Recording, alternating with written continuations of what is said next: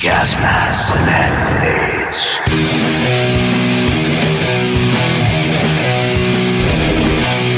Gas masks and hand grenades.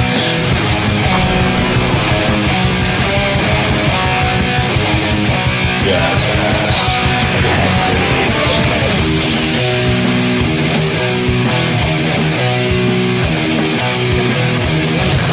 grenades. Gas masks and hand grenades.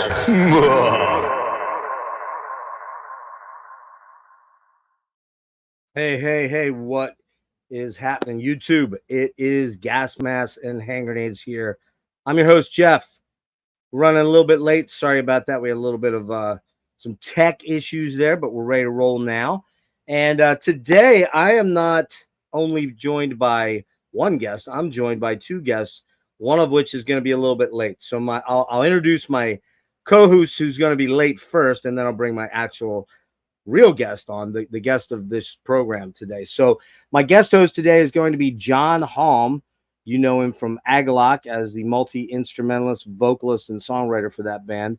He's going to be joining us in about 10 or 15 minutes, and I'm looking forward to John joining us. But the reason we're here today is to speak to a man that, quite frankly, about 3 weeks ago, we had an interaction on Instagram regarding a deep dive that John and I did on Ulver, and this man gave me the high sign and the thank you emoji on my posting on my Instagram account, and I thought, you know what, I'm gonna reach out to this guy and see if he wants to join us for a deep and probing interview on Gas Masks and Hand Grenades. You know, the thing that I do. So without further ado, I'm gonna bring on my guest, and his name is Havard Jorgensen. He is the original guitarist for Ulver, also for Satyricon. He currently has a solo project called Haavard. I probably mispronounced that wrong, and he's going to tell me when I bring him on. And also, he plays in Dold Vord Ens Navn. I'm sure I screwed that up as well. These are some tough words for me, sir. So I'm going to bring him on right now. Håvard, how are you, man? I'm good. Hello. Great to see you, man. So cool to see you. As I said, John and I did this Ulver, and I'm so used to going with the Americanized version of Ulver. So if I slip into that by accident, my apologies to you and Chris and the rest of the guys. But I might do it because I'm, that dumb American guy. But we did this Ulver deep dive back right before the end of the year, and I had posted about it on my Instagram, and you kind of gave me the high sign and the thumbs up, and I thought, okay, this is weird. This is kind of weird. Let me check this out, because I'm going to make an admission to you live right here on air. I had followed you on Instagram back, not with my Gas Mask. I have two accounts. I've got a personal one, which is private, and then I've got the Gas Mask one, which is relative to the show. And I was following you on my private one, but I was following you essentially because a Bandcamp wormhole got me to you, and I listened to your solo project, which we're going to get into in detail in a bit. And I was like, man, this guy's a killer guitar player. I love your finger style and the nylon string and just the really evocative neo-folky Norwegian vibe to everything. And I'm like, I got to get that guy's album when I can afford it. And you don't know this stuff about me, but I have some pretty serious health problems, and so I didn't have a lot of money back when I discovered you. But you know what I didn't know? I did not. There we go. More confetti. I don't know what's going on. I have no idea what the hell this is. It's like a shit show here. I have no idea. But here's the thing I have to fess up to. I did not know that you were the original guitar player for Ulver. I didn't discover that until I was putting together the Ulver deep dive. I suddenly was like, oh wait, that's the guy. Like, it clicked. I'm like, fuck, how did I not know this? Actually, I'm not the original guitar player, because there was a band, Ulver, before the first album, which recorded the Vargnat demo. Okay. So but I thought you were on Vargnat. You're not on there then? No, not as a full member. I was a session member for that demo. I Okay. did the acoustics. I Okay. wrote an acoustic piece, and I did a couple of songs on it with acoustic. Okay. Okay. Yeah. So there we go. John would have probably bitch slapped me already and been like, dude, come on, man. But yeah, and that's kind of why I wanted him here, because ironically, last night I purchased a copy of the book, the Wolves book last night. I had to get it from Australia because it's out of print. So Oh. I paid a pretty penny for it. I'm not gonna lie to you, but I really wanted it. But John's like a scholar on that book because he's had it since it came out in 2020. So he's gonna ask you the real deep and probing questions. I'm just gonna be the guy that looks good here. Well, speaking of looking good, Maybe I need to. he's not that late. He's actually not that late at all. What's up, man? Hey, How are you, John? I'm good. Cool, cool. John, Håvard. Nice Hello. to meet you. Yeah. Likewise, nice to meet you. Yeah. Chris Håvard was just schooling me on the fact that he was not technically the original guitar player in Ulver. He was a session guy doing the acoustic work. Right. See, if you'd been here, you would have saved my ass. But now I look. Well, yeah. I mean, it was Ari Reza, right? Yeah. Yeah. So I kind of thought maybe the place to start here would be, let's kind of go back to little Håvard. Let's talk about that guy when you were growing up as a young man in Norway, and you're from Oslo, I believe, right? Yeah. So tell me a little bit about your childhood, about how you kind of came to the guitar, and maybe how you got into music and your first memories of. I always ask this question, like, what's your first memory of music as a kid, and how that may have profoundly affected you? For me, I'm a kid of the well, I'm actually a kid of the 60s. I'm an old man. I grew up in the 70s, and my mom played stuff like Carole King and James Taylor and Simon and Garfunkel. That was my first exposure to music. She wasn't doing the Beatles or the Stones, and my dad was into classical music, so he was like this total weirdo in his late 20s. That, you know, he was like an old man in his late 20s. But that's a cool thing and not a bad thing. But, you know, I didn't have Sabbath and King Crimson and that kind of stuff. That came later. But I'm curious, like, where your beginning was for you. My beginning, I didn't really get any musical influences at home. Actually, I can't remember, but when I started in school, we had in my second grade, I was around maybe 8 years old. We had this what do you call it, marching band or something. Yeah. Mm-hmm. So I was enrolled there into to learn how to play the trumpet, and that was my first experience with playing an instrument, and we did all the traditional marching band songs and stuff. But eventually, when I got a bit older,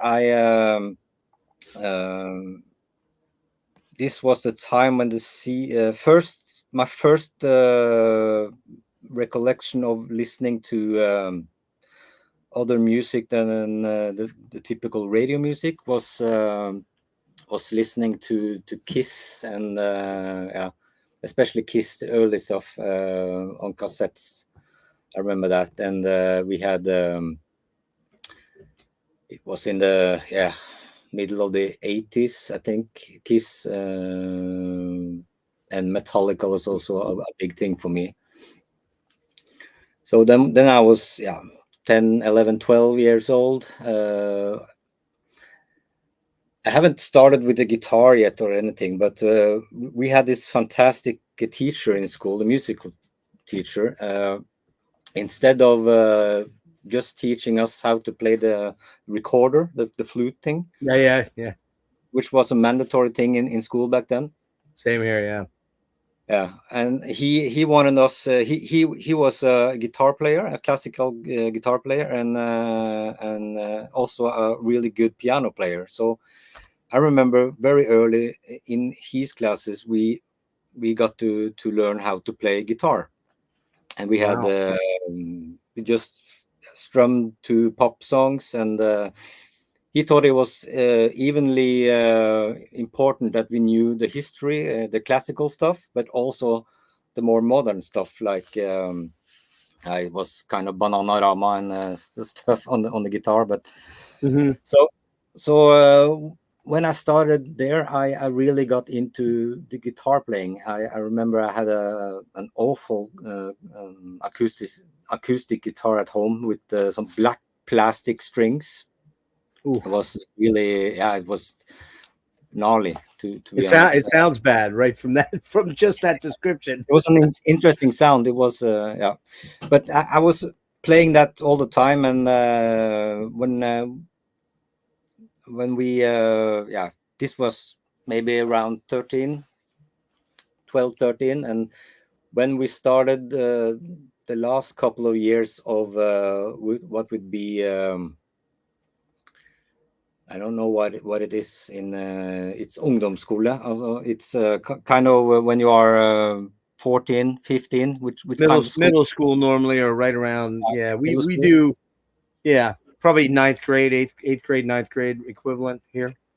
Now, then we also got music as an extra curriculum. So what he would do then was to put on a kind of a show or a theater with music, kind of a cabaret thing. Like a recital, sort of thing. Yeah. Yeah, so the people that were in this class, we some got to play guitar, some got to play drums, bass, and be the orchestra. Some got to be the singers, some got to be the actors. And we rehearsed for that for 2 years, and then the final shows we went around in Oslo, putting up shows in different locations. Wow. Yeah, and That's that was cool. really what kind of kicked me into the more electric guitar things, because I remember I did get some lessons actually from this teacher on classical guitar. He taught me how to read classical notes for guitar, and I, as long as I was in school, I took some extra hours with him. So, but I remember when I was around 15, I got my first electric guitar for Christmas from my mother, and then then it was all downhill from then. There, I was gonna say it was all hellfire and brimstone from that point on, right? Yeah.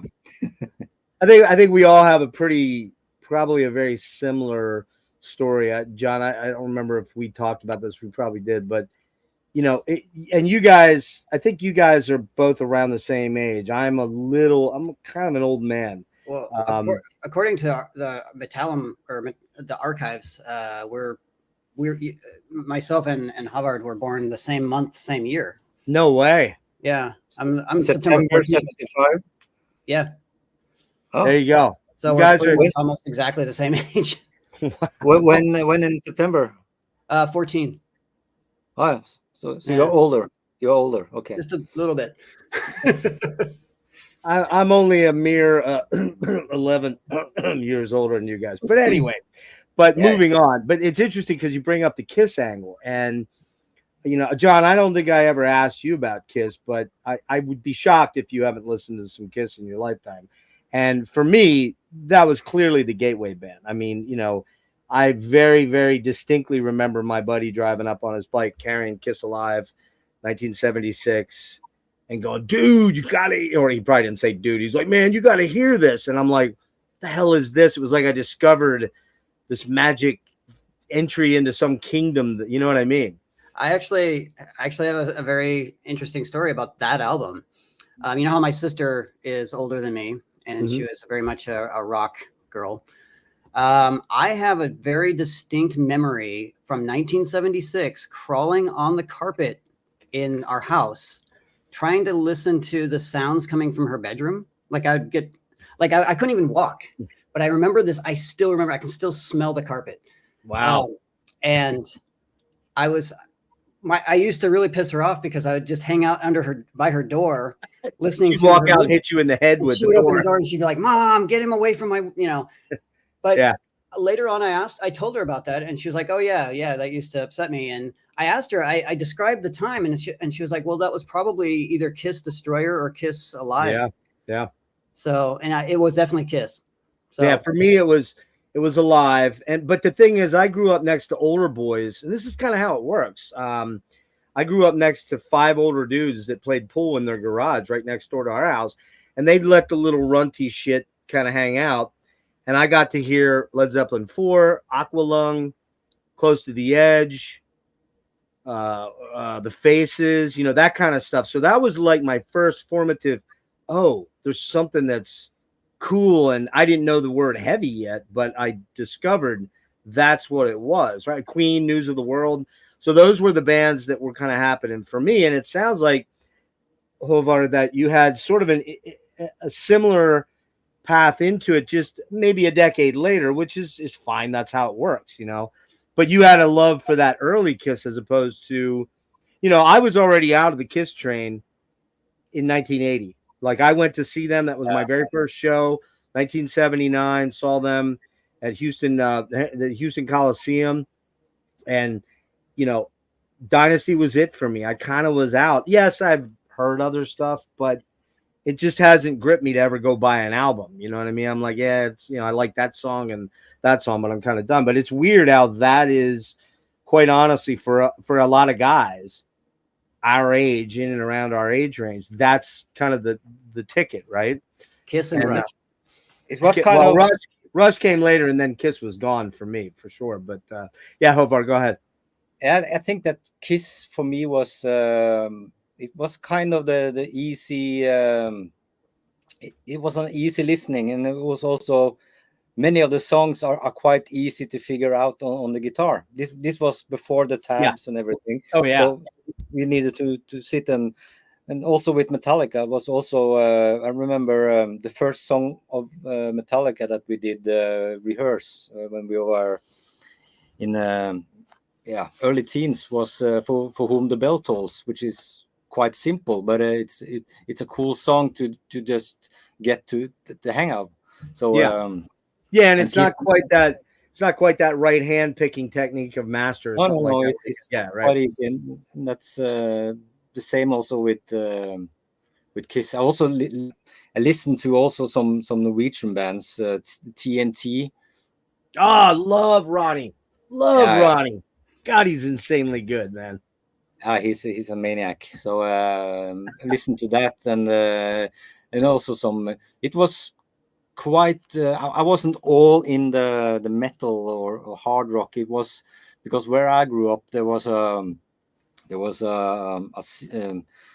divided between a lot of the old school kind of hip hop and pop music, and from the 80s. I still listen to 80s pop. I'm a sucker for it. So I love it. I'm not a hip hop guy. Hip hop was too old for. I was too old for hip hop. I hate to say that. I hate to sound like that guy, but it had kind of passed me by, and I still struggle with Beasties a little bit. I can listen to a little bit of it, but it gets on my nerves quickly. And yeah, I can listen to the stuff from the late 80s or early 90s, which especially the rapping and stuff. I think was, at least for me, was better than the rapping now. It's I can't wrap my head around it. So yeah. Well, you talk about 80s pop bands, and I know John and I share one in common that we absolutely love, that started as a pop band but became something completely unto themselves, and that's Talk Talk, one of my favorite bands of all time. Tears for Fears, Simple Minds. These are amazing fucking bands that people, when people shit on the 80s, they either weren't there or they just don't get it. So whatever. I don't really care about that. Well, there's kind of an 80s revivalist thing going on now. Yeah. Amongst the youth. I mean, you see, like shows like Stranger Things and things like that. Right. Kate Bush is now popular again. True. Yes. But that's a good point. You had to have been there. You also hear it on the big artists today. Also, they use a lot of the 80s kind of sounds and samples. way of, producing like the songs. Weekend. Yeah, I mean, some of my favorites, Gary Newman, huge.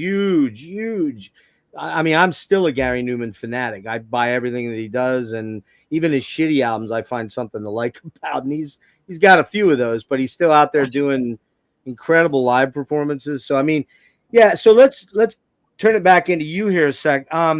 So you're now growing up in Oslo. You get out of school. Did you go on to like school after high school? Like, I don't know what you guys call it. Or do you call it university or college, or what are they? Did you do any of that? Or okay, I did in my first year of high school, which when I was 16, right? Yeah, that's the year I met Kalle, or what you call Sral from Baboons, and then I know him. He started in in the same class. We started in the same class. He's a year older, but he had done some other class earlier, and he didn't want to do that kind of thing. So he went to. I was in a more general education kind of thing. So when I met him, and he had a friend which played the bass. Then he played the drums back then.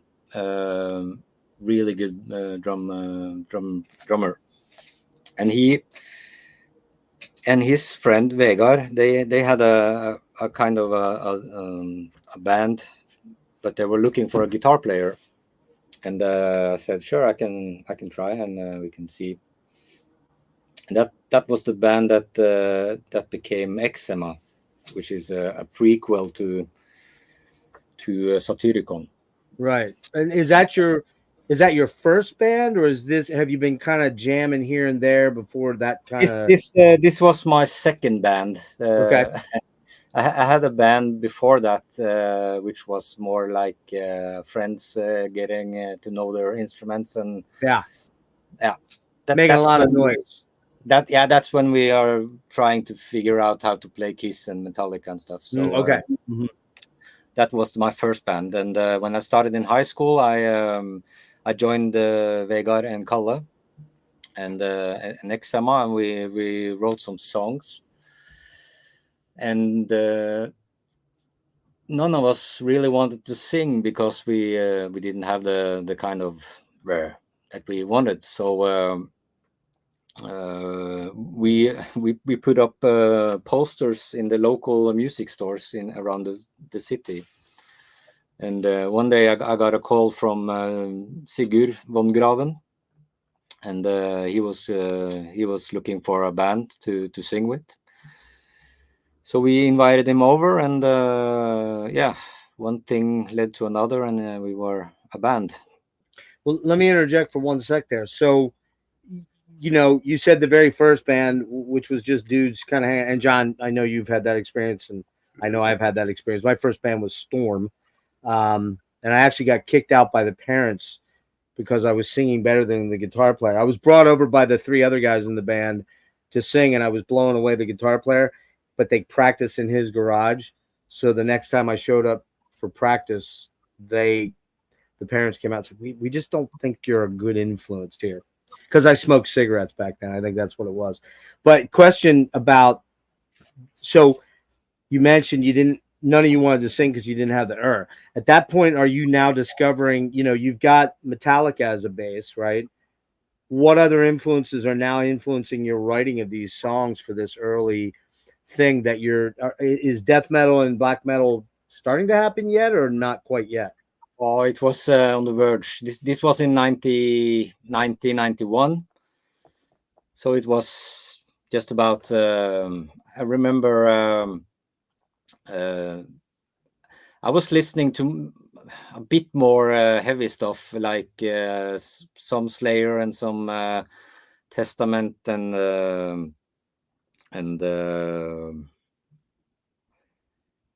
Sepultura, like so.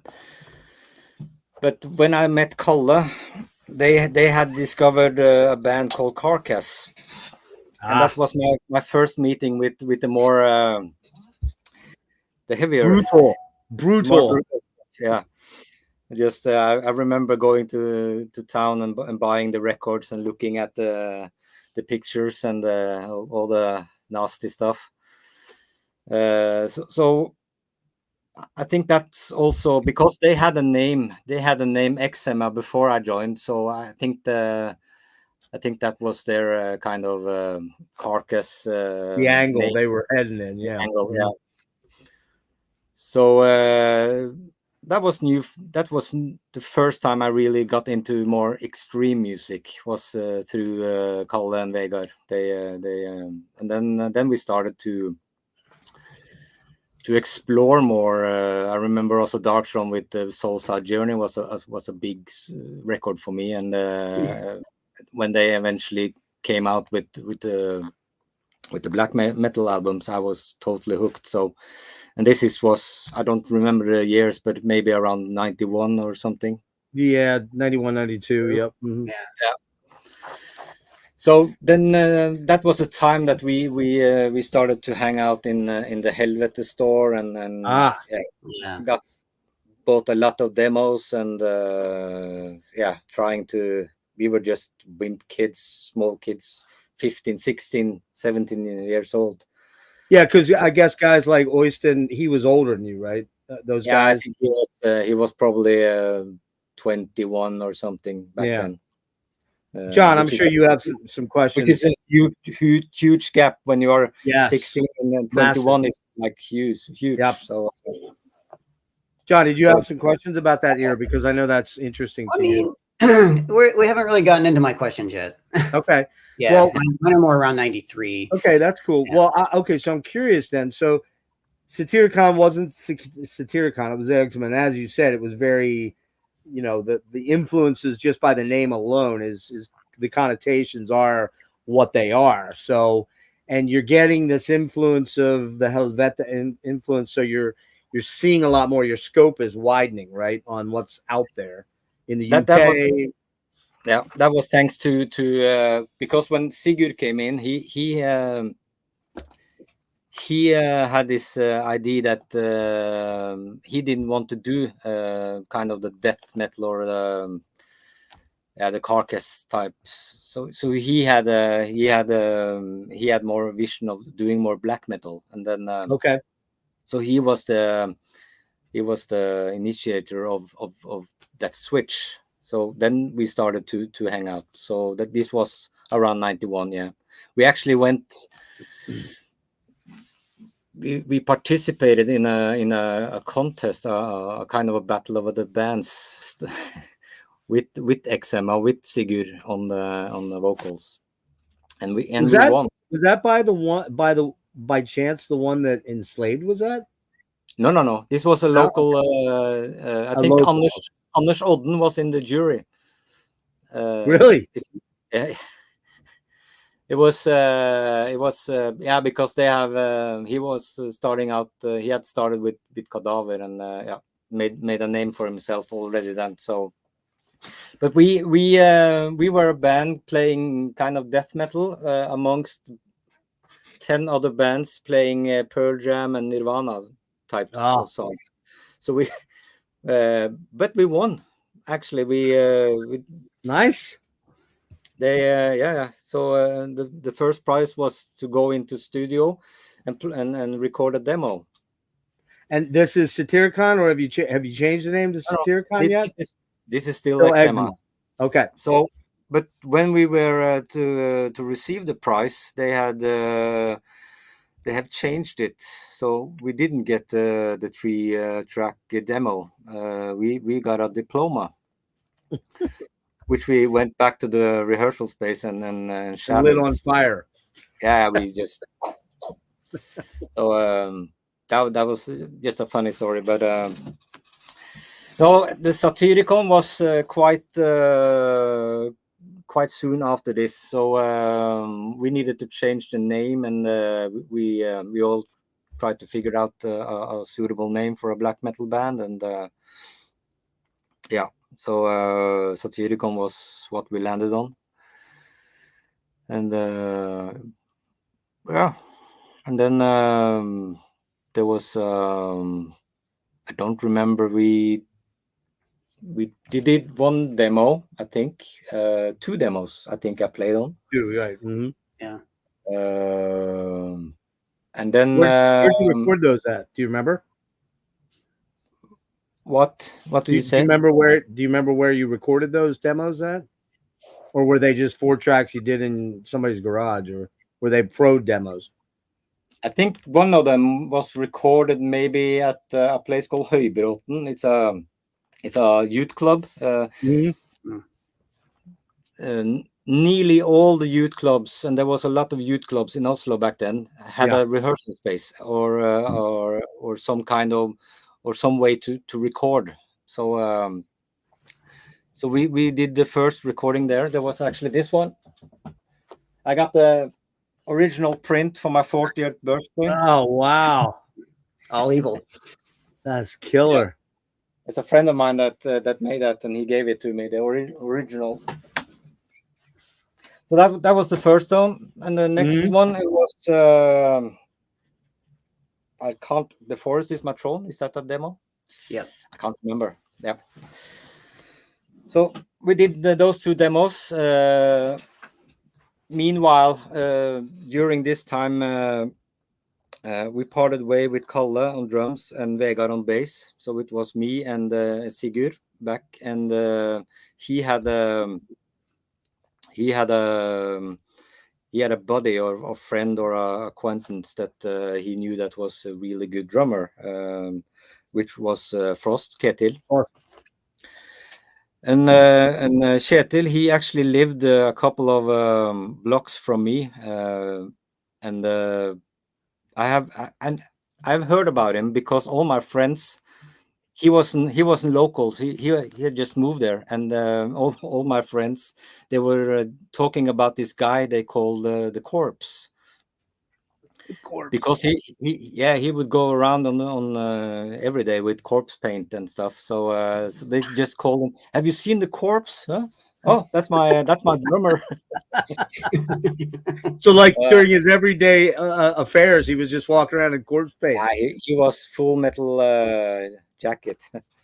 Yeah, and that long black hair, right? That long black hair. Yeah. So I could definitely see he looked like a corpse for sure. Yeah, he got the image. So but then we switched the rehearsal space from the local youth club, which I was connected to the place where Sigurd lived, which is a place called Nesodden. And then I needed to take the train to the city and the boat and everything to go rehearsal. Oh, wow. Yeah. And it started to be a bit hassling for me. And this, at the same time, we also started there was a lot of anti Christianity, and I'm not religious, but I just found it to be. For me, it was always about the music, and starting out with the corpse paint and flipping over tombstones and shit. It was not my cup of tea. So I switched, or I have already started to get involved with the early Ulver stuff. So I was, and when I heard about what Chris had in mind for the future of Ulver after the demo. I was more intrigued to be a part of that than to be a part of the kill the Christians kind of. Yeah, the black metal sort of has. I mean, looking back on that, it. I remember, what was the name of the book that came out? The Chaos book. Oh, Lords of Chaos. Yeah, Lords of Chaos. Yeah. Like, I remember seeing that, and of course I remember this pretty well because I was getting Kerrang magazine religiously back then, and they had, remember the Varg Oyston cover, right? Why is it Varg on the cover? Was it Varg that was on the cover? I thought. Yeah. Okay. Well, anyways, I remember getting that, and I remember reading about this stuff, and I have to say, at the time, you know, I was coming out of stuff like Dokken and Motley Crue and Rush and that kind of stuff, and I'm like, this stuff seems just so fucking silly, man. Like, it's just goofy. You know, I'm not a religious guy either, but I just personally didn't see the point in it. I still look back at it and kind of feel the same. I get it. There was an aesthetic. It was the whole thing of, you know, going against the punk movement and going against the prog rock movement and the 80s thing. So I get that. But like you, Håvard, I just felt it was kind of just sort of silly in a lot of ways, and still kind of do. That's just my take on it. But I'm curious that how did you were actually, you had done the name adoption thing though for Satyricon, right? You were Le Marchand, right? Where was the derivation of that? Was that from a movie or a book? Yeah, it was. It's a book series, so called Hellraiser. It's also movies, but for the movies, yeah. They in the Hellraiser movie there is a box which you can puzzle box that uncovers hell and opens the hell's gates and everything, and the that guy was called, the box was the guy that made that box was Le Marchand. So you apparently were on Dark Medieval Times, but I've heard you speak that you don't really remember that, or you don't recall like being like the actual recording of it. You don't remember, or is it just, I know you had some issues and you don't want to get into that. I get that. That's fine. But I mean, what was going, like, do you not really any issues actually, but what I remember is going to the studio to record something, and I'm quite sure that what I recorded was acoustic.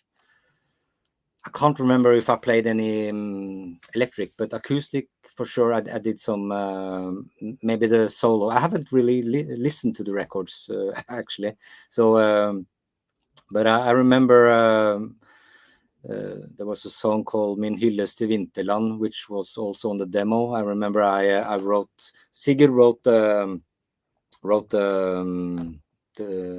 what you call it, the chords, and I made the melodies and the solos. And I think that's what I was doing when I was back in the studio. But this was early 90s. I can't really remember the details. And did you, I mean, was it a combination of it was a combination of the travel, obviously, to rehearse and to write and to do that kind of stuff, and then just the kind of the way that maybe the whole genre was kind of going that you just didn't feel tied to? Was it a difficult conversation, or did you just call him up and say, hey, I think I'm done? Or was it kind of leading to that and he knew? I don't remember exactly, but I remember not feeling at home in the band, if you know what I mean. I didn't really.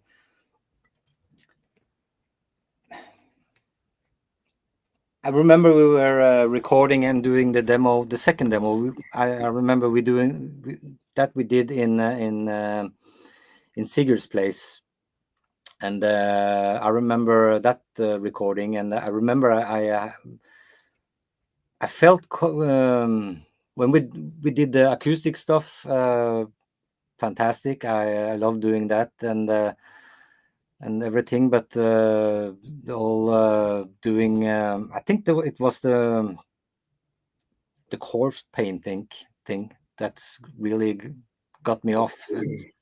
I'm just I still love to make this kind of extreme music, but I'm not the biggest. Back then, it was a lot about. I had a lot to do with image. The image was everything. The theatrics. Yeah, and it was the scene back then also was so small. It was not a big thing. It was just a bunch of guys wearing black clothes and corpse paint the town. It was, and you guys all knew each other for the most part, or knew of each other pretty much. I was right? not a big city goer and mingler, but I know some people, and I met a lot of people, but I was more at home actually, writing music and playing guitar. And did you play any live shows? shows? Shirt though. That shirt is epic. Yeah, it is an epic shirt. That was taken at Chris's cabin. Oh, really? That was. I mean, not to interrupt too much, but no, go ahead. I want you to get involved. That shirt and that image of like the white shirts and the vests seemed to be a kind of a common thing in the early 90s atmospheric scene. I mean, you'd see bands like Dark Tranquility wearing stuff like that with leather pants. So I thought that was a cooler image than the corpse paint personally. You know, kind of almost like almost Victorian in a way. Yeah, I was going to say antiquarian or Victorian. It had that image. Yeah. And that was a really cool take to see that coming from a black metal band when you had most of the bands were corpse paint and blood spiked gauntlets and right. There's nothing wrong with that either. There's a time and place, but it was refreshing to see like those band photos, and they're more mysterious and more antique looking. Well, it's funny because, you know, it really all harkens back to Kiss, you know, and really in if you really want to go back, it kind of harkens back to the crazy world of Arthur Brown, because he was doing the face paint thing back in the 60s, right? I mean, and so it's all theater, right? But yet the problem, I think, with, to some extent, the black metal scene is it just got taken too far. It just kind of went over the edge of. We were young, and it felt quite not scary, but it felt uncomfortable to be around these older guys talking about what they did and showing us what they did in the shop, and it felt like, man, I really like this music, but this ain't cool. Do I want to crawl down this rabbit hole of no? Yeah. So how did you come to know Chris? I imagine he's in your age range, right? He's the same age as you, pretty much. 1 year younger. Yeah. Okay. So how did you come to meet as well? Is he? John, you said he's a September kid as well. Chris. No way. Really? What day? The 9th. Oh, about that. Yeah. All these geniuses. I'm just the March guy here. What can we're all a bunch of Virgos. Well, so how did you meet Chris? How did the Ulver sort of thing start to manifest? And I guess it really manifested at a really good time for you, because it allowed you to shift gears and get into something more creative. And I'm not going to lie to you, other than Dark Medieval Times, I don't really know a lot of Satyricon. It's not that it's one of those bands I'm very picky about my black metal, so I just never quite went down that road. Weirdly, I don't know why. I just don't know why. Certain bands I just chose not to. I love this band, but you know, I mean, there's others I just don't from the genre. How check out the Shadow Throne, the album. Yeah, that's probably my. I know that Divina Nemesis. What is it? Nemesis Divina, and I mean, but what I'm getting at is it's just one of those bands that I've picked up albums and been like, it'll probably sound a lot like this band or that band. I'll get to them, and I just didn't. I do own Dark Medium one, and weirdly, I own Volcano. Oddly, I don't know why. I'm not even sure where that came from, but I do have that. I know. So, and it's not a. I'm not shitting on Satyricon at all. I'm just saying it's just one of those bands that, in the millions of bands that I have and my thousands of CDs and albums, they didn't make it. So, Håvard, tell us a little bit about how the whole situation with Ulver kind of came to be and continue through until John's favorite album, Perdition City. Oh no. No. By the way, can we tell Håvard, can I tell John what you told me before we went live? Or should I keep that quiet? What did I tell you? About Chris? Oh. About Chris. Oh yeah, just tell it. Well, you tell him. Tell John what you told me. Kind of thrilling. I told Jeff that Chris has he has seen the 4-hour. He watched the whole 4-hour one. Oh no! He's like, that John guy was all right. But that mouthy blonde guy that keeps interrupting all the time. Fuck that guy. Was he offended by anything? No. He actually, I think he often sends me things. He often sends me things from the YouTube and stuff with Ulver, which is related to my time in Ulver, which is cool. And I thought I'd send him this one just a couple of days after it was. But then he has already seen it. So apparently he had got the notice from. I believe Chris and I might have had some back and forth on Instagram. I don't know that for sure, but somebody in the Ulver official camp and I were back and forth, and I gotta believe it was probably Chris. So Nico from Eisenwald reached out to Chris to see if he would put a quote in the Agalloch Mantle book that's coming out, and I guess Chris was too busy. Maybe he's working on a new album or something, but he had to decline, which was a little disappointing. But I get it. But yeah, it's interesting that he had the time to watch all that. I'm kind of shocked by that, but it's very flattering and cool. And Chris, if you're watching, I know you don't do these kind of things much, but if you want to, I would love to have you on. But anyway, I mean, I went from being very anti-podcast to doing now 3 of them. So yeah, but John, it's my magnetic personality. After this, I guarantee one thing, Håvard. After this, John will not answer one of my emails going forward. It's over. It's over. Okay, so back to you. Did you have anything you wanted to add here, John, to get Håvard started up? Well, Håvard, you got to tell us about how this all occurred. So we'll get into that, and then John, you can take over a little bit. Yeah, that's basically what I wanted to ask, is just how all of this came together. I don't. Chris has a phenomenal memory. I don't, but I remember that the reason first color started in my class, right? And after 1 year, he moved to another school because he wanted to do musical classes, and he started in the same class as Chris, I believe, or at least in the same school. So they got to know each other, and they started to hang out. And we back then there was a place in Oslo which it was easy for us underage. In Oslo, in Norway, we can drink when we are 18, alcohol, and not here. We were around 16, 17, but we all got into this same place. It was just a bar in Oslo which had a jukebox with all this heavy music on, and we was just sitting there and meeting there almost every weekend. So that was the first meeting point that we get to know each other.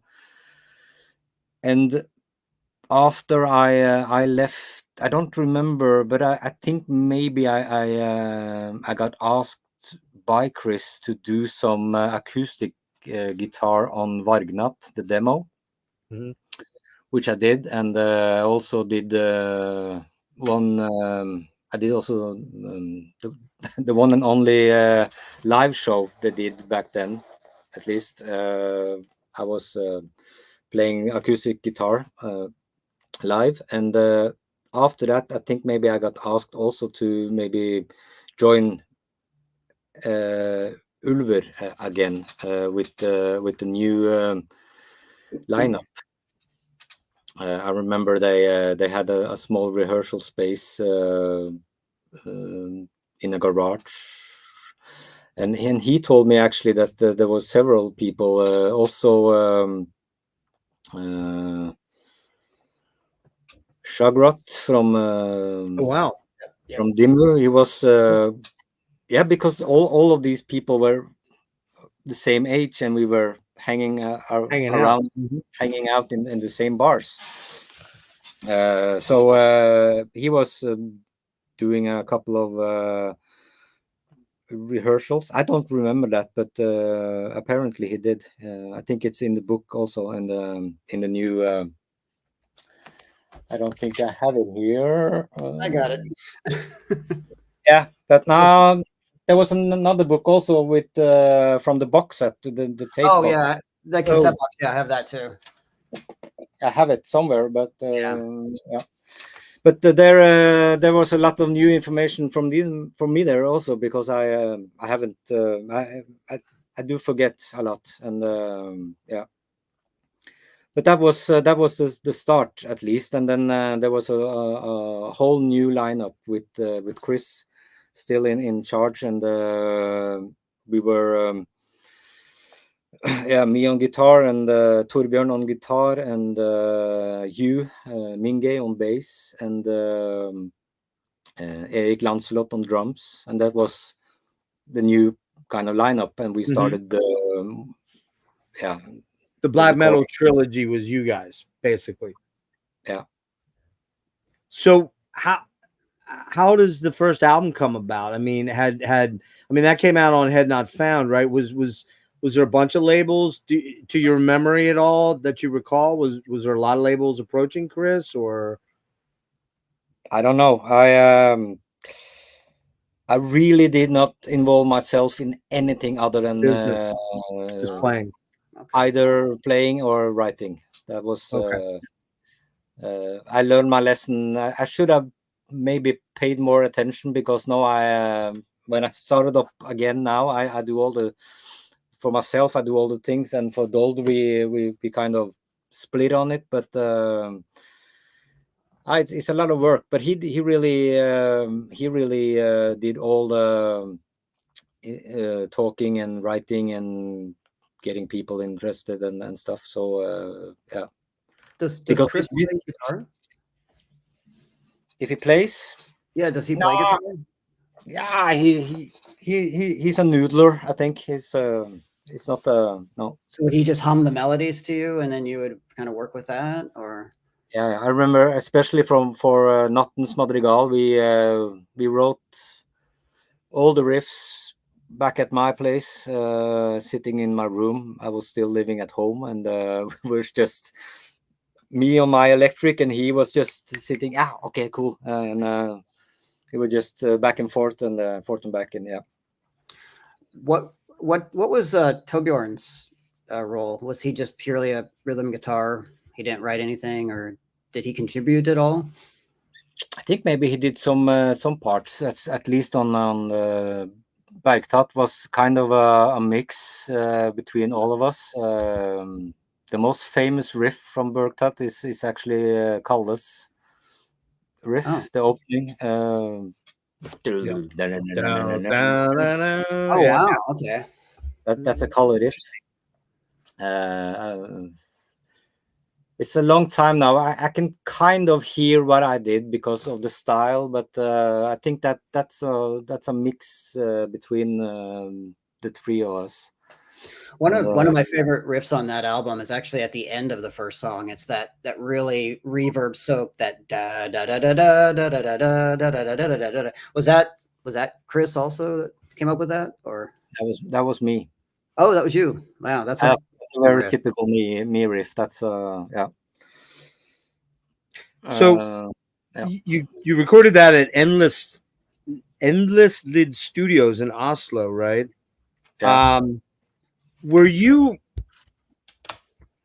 privy to like watching the tracks develop as far as the multi-tracking, or were you just kind of dipping in, doing your thing, and then dipping out? As far as like, were you there when final mixes were going on? I'm curious because what I'm aiming for here is, were you aware that this was something that was kind of different in the whole black metal aesthetic scene? Because it really is. It's a very solitary animal in a lot of ways. You know, it's very atmospheric. It's very Nordic. It has just that icy vibe, but it's still very melodic, right? Which is you. You have a very melodic style of writing. So I was kind of aware of it. I never really listened to. This is me as a person, but I don't really listen to too much music. I'm not a big collector. I did listen to and especially black metal. I try to get a bit updated. Back then, it was probably Dark Throne, Bathory, and Celtic Frost, and these kinds of bands. Didn't really get into the other black metal bands from Norway. So I heard it, of course, but I didn't listen too much to it to really analyze what we are doing different. But I think that we just this is something in the end, this is something that Chris had in his mind and his vision for doing this, and bringing the clean vocals and stuff. And I think my contribution with being such a melodic driven writer is that it fitted really good with his kind of vision with doing all these melodies and stuff. So I think just the teamwork was, and back then we were buddies, all of us. So when we went in to do a recording, and this was our first real recording. So we were in the studio night and day, and everybody was there and having a beer, or just in all the steps of the on the recording and mixing and everything. We were a part of it. So and it was a team effort. John, how about you? I have actually a question. I brought it up in the deep dive. This band, where is it? There we go. This band, Active Safiel. Yeah. Were they influenced by you guys, or was it the other way around? Do you remember? Because this EP, it has a very, very similar like vibe and tone as Bergtot. Similar vocals too. What year did that come out? Same year. It's around the same year, 95. 95. I have actually never heard it, so I don't know. Okay. I've heard of them because I think I was. Is there a guy called Håvard in that band as well? Yeah, I think so. Yeah. Yeah, because somebody linked or tagged me or in something back 20 years ago, 10 years ago or something. So their drummer is the singer of Valdruna now. Oh, yeah. You know what's funny? It is kind of funny, Håvard. Don't feel bad, because you mentioned that you don't really listen to much black metal, and you just mentioned you don't listen to a lot of music, which that I find rather interesting, and maybe we can tackle that a little bit. But one of my good friends is Kelly Schaefer from Atheist, and I will send him bands. Like when we first started hanging out 2 years ago, like, dude, did you ever hear this band? Did you ever hear this band? He's like, dude, I don't listen to any death metal. He's like, I remember Atheist well, because that was one of the records I bought in Helvete. Which one? Atheist. Atheist, yeah. I think it was because there was 2 albums, one with a red cover, Piece of Time, and another one with a blue cover. Unquestionable Presence, yeah. Mm-hmm. Yeah. Unquestionable is like crazy techie progressive death metal, yeah. Because I remember going back to Eczema, another band that Kalle was really influenced by was Confessor. Oh yeah. That drummer, he was all over the place, and Kalle was was really inspired by him, and he's developed a kind of a style from going a black metal Those style guys. Yeah. from Steve Flynn was the drummer in with one Atheist. hand pokes and stuff, and it was Yeah. But the point is though that it's just, from Confessor. who's What? that? Stephen Shelton from Confessor was the drummer that Kalle was into. Oh, okay, Yeah. yeah. Well, and Steve Flynn from Atheist then was Right, the other guy there. Yeah. So yeah, it's just ironic. It's just kind of funny because Kelly and I'll be talking. He's like, dude, I listen to like Jeff Buckley and Chris Cornell solo stuff. I'm like, well, that's cool because I love that shit like intensely. But it's just funny because I stopped sending him new death metal bands now because he's just like, I'm not gonna listen to this. It's just that's just how it is. It's just kind of funny how sometimes it's you don't really want to dig into the stuff that you're, John, you're not like that. You really have a deep interest in that. Yeah, I mean, I know that Kelly is a big Agalloch fan. Oh yeah, yep. And we played with them as well. So yeah, great human being. Yeah, one of he's the great. greatest human beings ever. Just I love that guy so much. So Bergtat comes out, does pretty well. It is one of the first. I want to say it's one of the first 2 or 3 black metal, and I use that real loosely with that album because I know it's black metal, but it's not really black metal to me. It's more an atmospheric black metal album, I guess, if you want to go there. But that album comes in. It's I think it's one of 3 earliest, that along with like Opeth's Blackwater Park or Still Life, I can't remember exactly. One of the, when I finally made the jump, because again, I'm 10 years older than you guys, so this stuff's coming out, and I'm kind of trying to go back into it. It was like, oh, you gotta listen to Cynic, you gotta listen. I'm like, man, I love the music, but these vocals are just absurd, right? Because I was coming from Dokken and Rush and that kind of stuff, and then guys would say, we listen to Rush. How can you listen to that stuff and that goofy voice when? And we know that's not true, right, John? But how can you listen to that when you can't get? And I was really into like techno at the time, like industrial, like Frontline Assembly and Skinny Puppy, and they distort their voice all over the place. And like my friends are like, well, you like that stuff, but you don't like this. And I'm like, oh yeah, you have a point. I should try. I think I went in with a bias. And so, the point is that Bergtat was very early influence for me to kind of a gateway drug for me to dig deeper into this. And then you come out with this album that's like not remotely anything to do with black metal. Okay.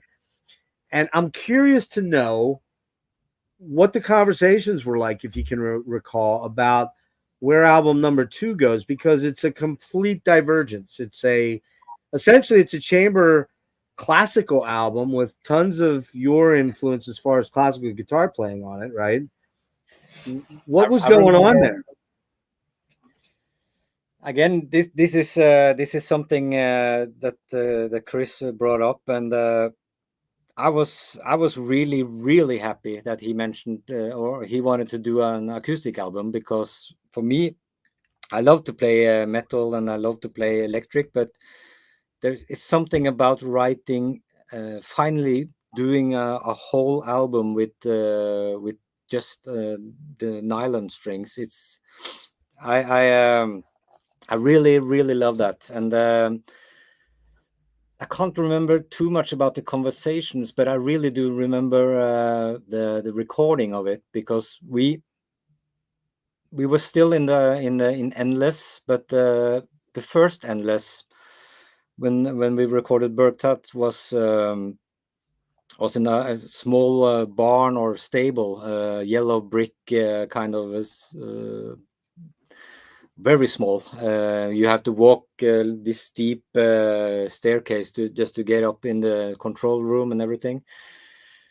And they moved from this location just a few hundred meters up the street, and into a much larger studio. And the recording studio was a huge room, maybe 10-15 meters up to the ceiling, and Wow. that was just a beautiful room to record in. The only problem is that the subway went right under the building, so we couldn't record anything during the day. So everything is recorded at nighttime.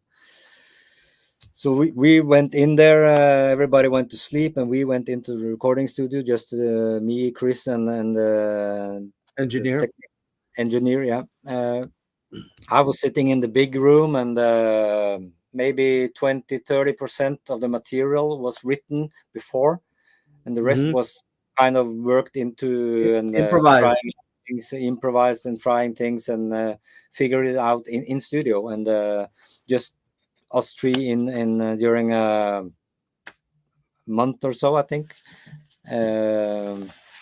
Fantastic recording and sessions. Yeah. What do you remember what acoustic you were using? Was it it's not the one behind you there, is it, or is it? This is the one, yes. No way. Oh, This is the same acoustic I have been using for all the acoustic recordings ever. Wow. It was a guitar my father bought this to me. I was 14, 15 years old. It was it's an Ibanez GA30. Okay. Yeah, probably 1990 or something, 89, 90. That's it was history right there. That's really awesome, man. Yeah, and the funny part is that this is not an expensive guitar. It's Right. It's a rather cheap one. It's 2,000 NOK then. So it's like maybe $200 or something. Yeah. How about that? Just goes to And, show you don't have to spend thousands and thousands of dollars. Yeah, but sometimes you get lucky, but this instrument has only gotten better with time. It's a really good sound in it, especially for recording. And I used it also on my solo album. Yeah. We'll get to that shortly here. That's really, really cool, man. I mean, I don't have a nylon string. I've actually never even bought one. I have a Taylor back here, real high end Taylor, and I've had Martins and other things. And I mean, really, really nice gut strung, nylon strung guitars, like a Cordoba or a Ramirez or something. They're insanely expensive, like ridiculous. Like most mere mortals can't afford them. Al Di Meola plays one that's custom because he's Al Di Meola, but you know what I mean? Like, huh? I have a Cordoba. Do you? Well, you're a rich rock star, though, John. No, I'm not. I mean, it was only like $500, so maybe. Yeah, I mean, they do make graduated. They do make graduated. I also have a Yamaha for live situations, and Yamaha is also guitars you can buy for $100 and $10,000. So Yep. So Peter has a question here. It's kind of an interesting question. So you're not able to record during the day because the subway is going underneath you, and so you go in there at night. What's the mood and the influence? Like, were there any influences that you were taking from other artists that you might have been listening to at the time, as far as folk or neo folk or acoustic guitar players of the era that you could, or was it just sort of a straight up, hey, this is the stuff that's in my head, and you and Chris worked them out? How did that kind of formulate? I didn't really have any direct influences that I can remember, but I was listening to. I'm that kind of guy that don't listen to a broad variety of music, but when I find something I like, I really listen to that all over and over. And I think that maybe one of my influences back then was. And I don't think it's any guitar on it anyway, but the what you call the movie music Soundtrack to Braveheart. It was that I really listened to that record all over over and over. But and we did listen to I don't really know what inspired me, to be honest. I was a big fan of Annihilator and Jeff Waters playing, and especially the acoustic he did. But if that was a direct influence to Kveldssanger, I don't know. It was more exploring just the vast influences of melodies that have come into my head, whether it's metal or pop or classical or You have there's no question that and I'm gonna probably say it wrong. Is it Kveldssanger? How do you say the word exactly? Kveldssanger. Okay, man, it's hard for a dumb American guy to say these words. Kveldssanger. Anyway, long story short, there's a lot of very classical melodies on here. You can hear, for at least I feel I can hear a lot of really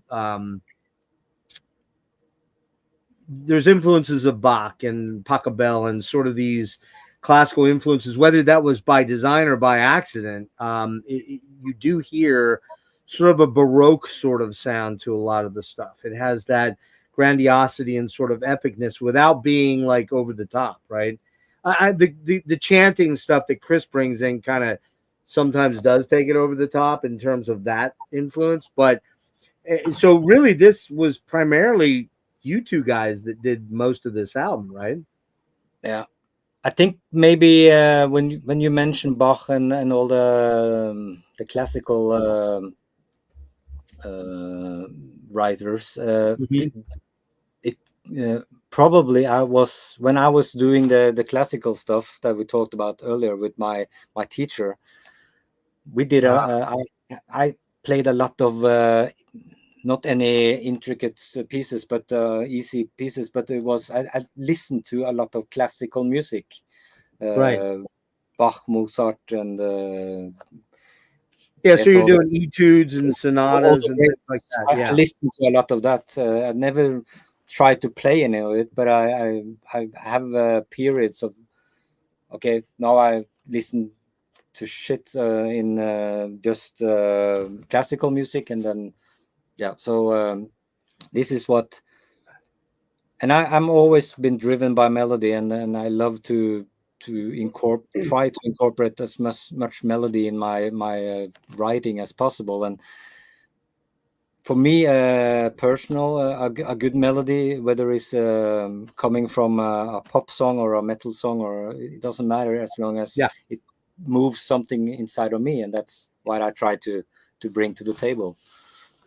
Yeah, I would imagine it had to have been influential, even on a subconscious level. I think is what you're saying, that was kind of there. I can hear that myself. Sometimes it's more Spanish, or sometimes it's more maybe Norwegian, or even French, or Poland. Yeah, it could be, but it's melodies which is taking me somewhere, and I work out from the melody, and yeah.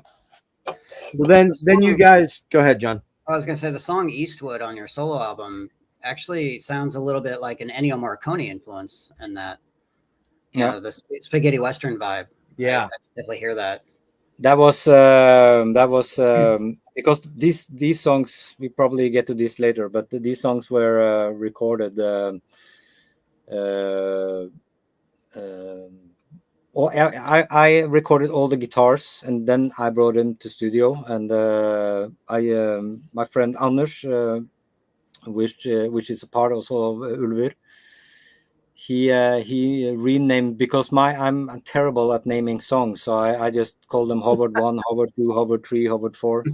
So he that was the first he said to me also. He called it the Indian, actually. Was the working title, and then John's very good at titles. His titles are long titles. There's lots of words in those titles. So they're good. They're good titles, though. They always are very apt to what I've just been digging through a bunch of John's solo stuff that he kindly sent me. Some of it I bought, and he kindly sent me something too. And it's cool. Like it's really, you do have a very evocative imagination for titles, which is, some people are really good at that, and some people really aren't. It's just a product of how it happens. I also really like it when people can have very concise titles, like just one word that just says everything. And I think that's actually harder. Like 1, 2, 3. Havard 1, Havard 2, Havard 3. Exactly. Yeah, I mean, at least you know where you stand. At least we know you can count. So there's that, right? I do the same thing in Dold, but then it's called Metal 1, Metal 2, Metal 3.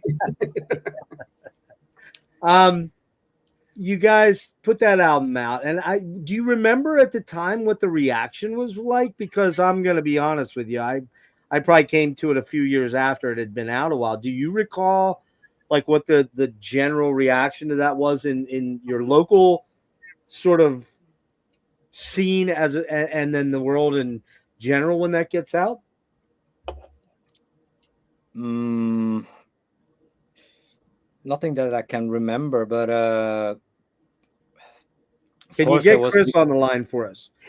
Yeah, it was mixed feelings, of course. I guess a lot of people expected something similar than to Bergtat, but Sure. this was in the it has already started the Ulver and the kind of shape shifting they have always done. So it was kind of an early indication, yes, of what's to come. So there was mixed feelings, and we didn't have any internet or stuff back then either. So it was if we got a small note in a fan scene or something, this was very underground. So but that's a great point, though. No internet meant that you didn't have all the troll fuckers out there going, "Oh, this band sucks. Listen to this crap." You know, I mean, right away, that's what would have maybe happened. I don't know, maybe, but you had that. It was just in person. Well, it's true at the shows that no one showed up to or whatever. But well, actually, that brings up two questions there. So the first is, how many shows did you perform live with Ulver? Was it only that one? Because they never really took these albums out live, right? I did one show. Ulver did one show before the trilogy, which was a show on the local stage, which had a TV broadcast in Oslo, which was called Bootleg. It was a great place. We actually went there also with the school play that I told you about, and this is also where I saw Darkthrone play live back in the Soulside era. There was a lot of bands playing there and got exposure for in Oslo, and that was the only show that we ever did, and it was kind of on purpose. Also, we didn't feel that there was any need to do anything live. We regarded ourselves as a studio band, and we hardly practiced or rehearsed. But we had a rehearsal space, and we did some pre-recordings before Nattens, I remember. But other than that, we just went into studio. I sat at home making riffs, either with Chris or with myself, and we went into studio, and or we had some rehearsals before we went into the studio just to check if everything was good, and then we went into the studio and recorded, and then. But this was pre-digital, right? So you're not putting this stuff down on a laptop. Are you doing this on a 4-track, or are you just doing it to memory, or a handheld tape recorder, or what back then? We had remember your riffs. We had I remember I think we had an 8-track actually for Nattens, the pre-prod. I think that's actually included in one of the box sets. the recordings from the rehearsal space. Was that a DAT? Was that digital audio, like you recorded? Oh, then we No. now on tape it was a Fustex or a Tascam or some device, An either a 8-track. 4-track. Okay. I think it was an 8-track, to be honest. Yeah, Is that what Vargnot was recorded on? Vargnot was recorded on tape. Oh, Because, really? yeah, it was recorded on in a place called Stovner Rockefabrik, which means a rock factory. And as I was like I was telling you, there was a lot of youth clubs in Oslo, and one of these clubs they changed it to be an all music type of club, which you can go in and rehearse, and you can get a demo recorded for a small fee. And a lot of the bands coming out in the 90s were recorded the first demos there. Dimmy Borgir, Ulver, probably the Buens Ende. Yeah, a lot of bands. We recorded actually the drums for the first Dold album there, just for nostalgia. So Yeah, my buddy Peter over in Ireland, he's a huge fan, and he said he remembers Satyricon Kveldssanger, I guess, I don't know that name, but reviewed Kveldssanger for Terrorizer and awarded 4 out of 5. There, yeah, I'm sure there were some good reviews, and I'm sure there were some. It's hard to fault the album. It sounds beautiful. It's a beautiful piece of work. And I love it, and I forgot how much I loved it till we went back and reviewed all these albums, John and I, for this deep dive. It was Ulver for 5 days straight, which was really cool. But it was a jarring kind of experience because it was so not like the first album. And then we get to the third album, which I want to touch on in a minute. But have you seen this? Is that Decibel? Yeah, the new article in Decibel, the new Decibel that just came out. So there's an article in here with Chris about Vargnot, and it's an interesting article in here. He talks about you. Have you seen it, Håvard? No. Okay. He talks about you and that you guys are still really close. And how it started sort of, he talks about some of the choices, and John and I sort of disagreed on this one a little bit. As far as, for me, I thought the music was really cool. I thought the vocals were truly weird at times, like truly banshee strange at times. But it was awesome. Yeah. Okay, for you, I'll not go awesome yet quite that far, but it was. But I mean, it's interesting. It's interesting, that's for sure. And Chris kind of says that youthful indiscretion and not really having any, and the crazy thing about Ulver is they've become a commercial success without trying to really become a commercial success. And you brought it up best. You said that shape-shifting sort of thing about this band has always been one that has made them sort of like, okay, well, they're a special case. Let's put Ulver out here, but all those other bands that might be like them, well, they're shit if they do this or they do that. But they're in the class by themselves, which has allowed them that ability to kind of continue to experiment and be very different. Yeah, it's expected, exactly.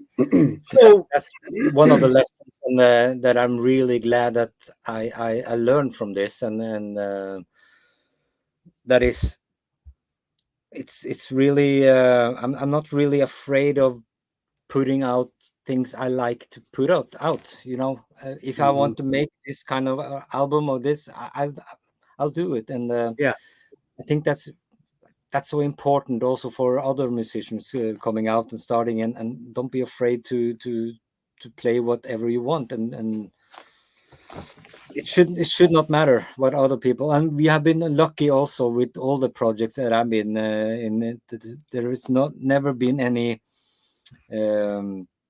deadlines that I can remember. There has never been any directions of you have to do this and this and that.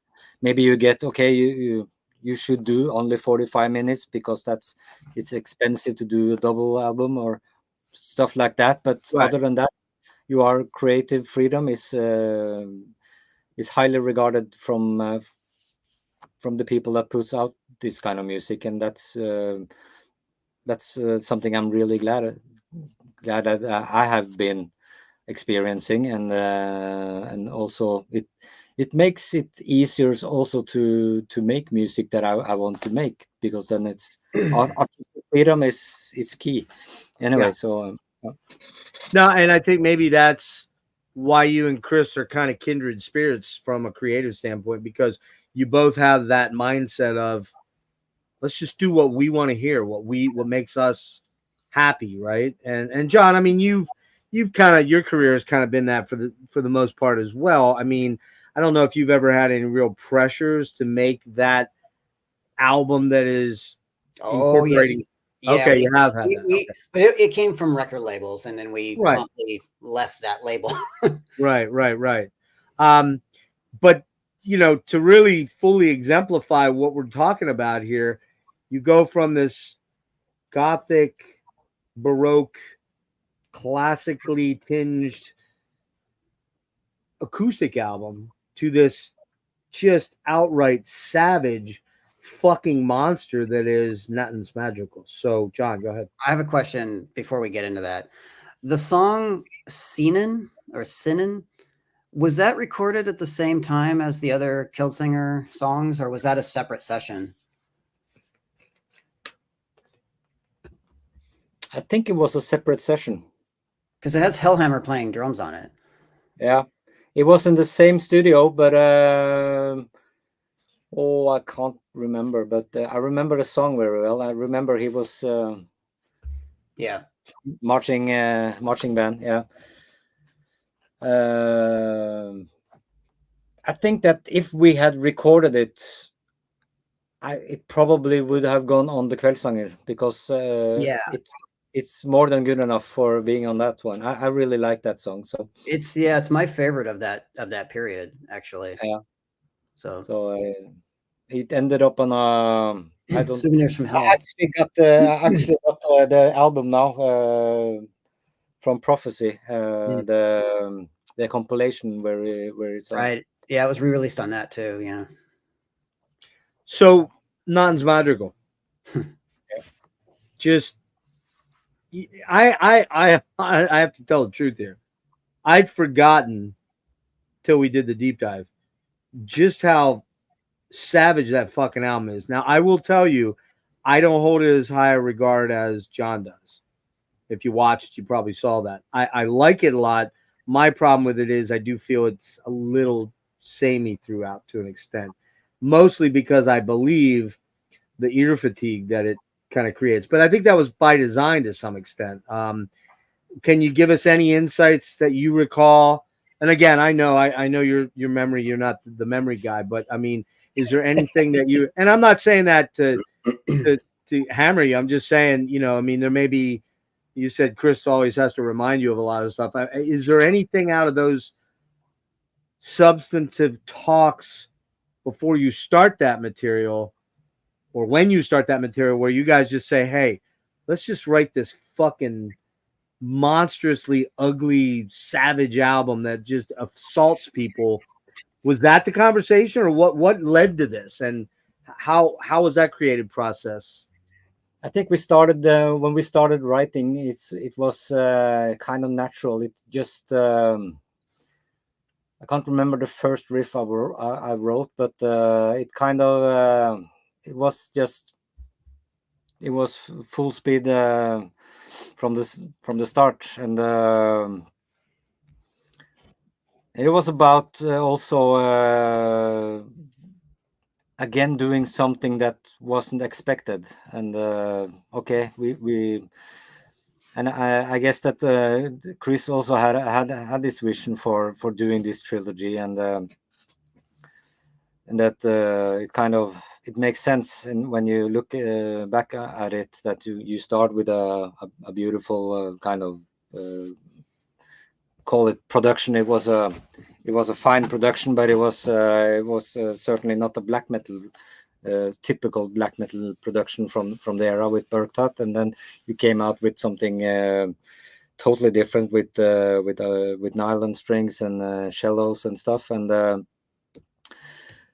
then when we started writing for Nattens Madrigal, it was just let loose, hell, go bananas.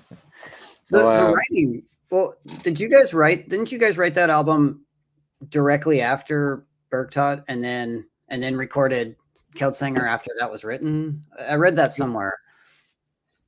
Kveldssanger was recorded before Nattens. Really?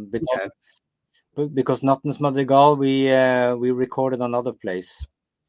If I'm not, my memory is all fucked. But I remember Eric going to. He had to do military service, and I moved to Denmark in '95 to go. I went on a school there for a year, so I was back in late '96. I was back, and Nattens was released in '97, was it? Yeah. So probably we would have recorded that before I went to Denmark. Then again, a year.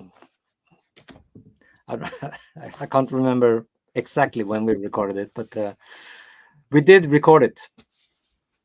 Yeah, it's, and of course it's a concept album in theme about wolves and the moon and night and all those kind of really kind of cool grim sort of subjects, right? And it's one of I think it's one of the more savage yet still melodic albums of that whole genre. There's not anything that really sounds like it. And I was kind of curious, do you remember what gear you were using? Do you remember like what amps you were using and the guitars you used on it? Yeah. You still have the guitar? Yeah. Wow. I don't even have my old guitars. I was going to say most of my old guitars either got destroyed or sold. I played everything on this. No, I didn't. And ran it through a Line 6 pod kidney bean, right? Oh, the guitar I used, still have it, but it's retired. He lives in his bag upstairs. Ah, okay. But this was a guitar that I switched with another guitar player from Norway. Yeah, I was going to ask this question. Is this the Dream Police guy? Yeah. Okay, I want to hear this story. This is a really cool story.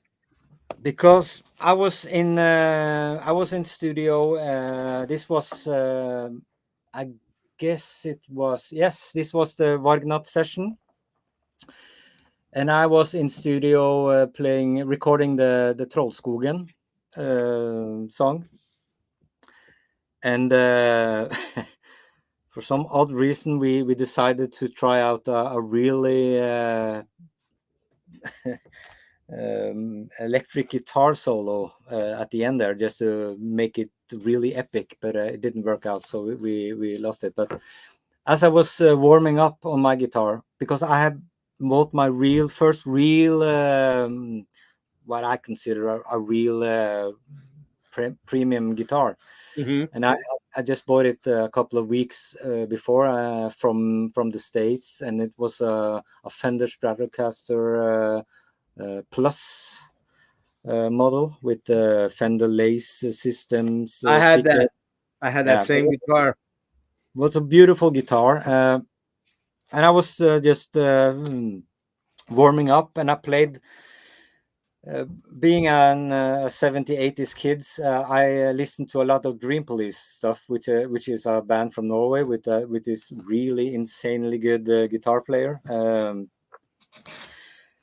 And I was playing these riffs, and the guy, the engineer, he just talked to me, to my ear, and he asked me what kind of riffs are those.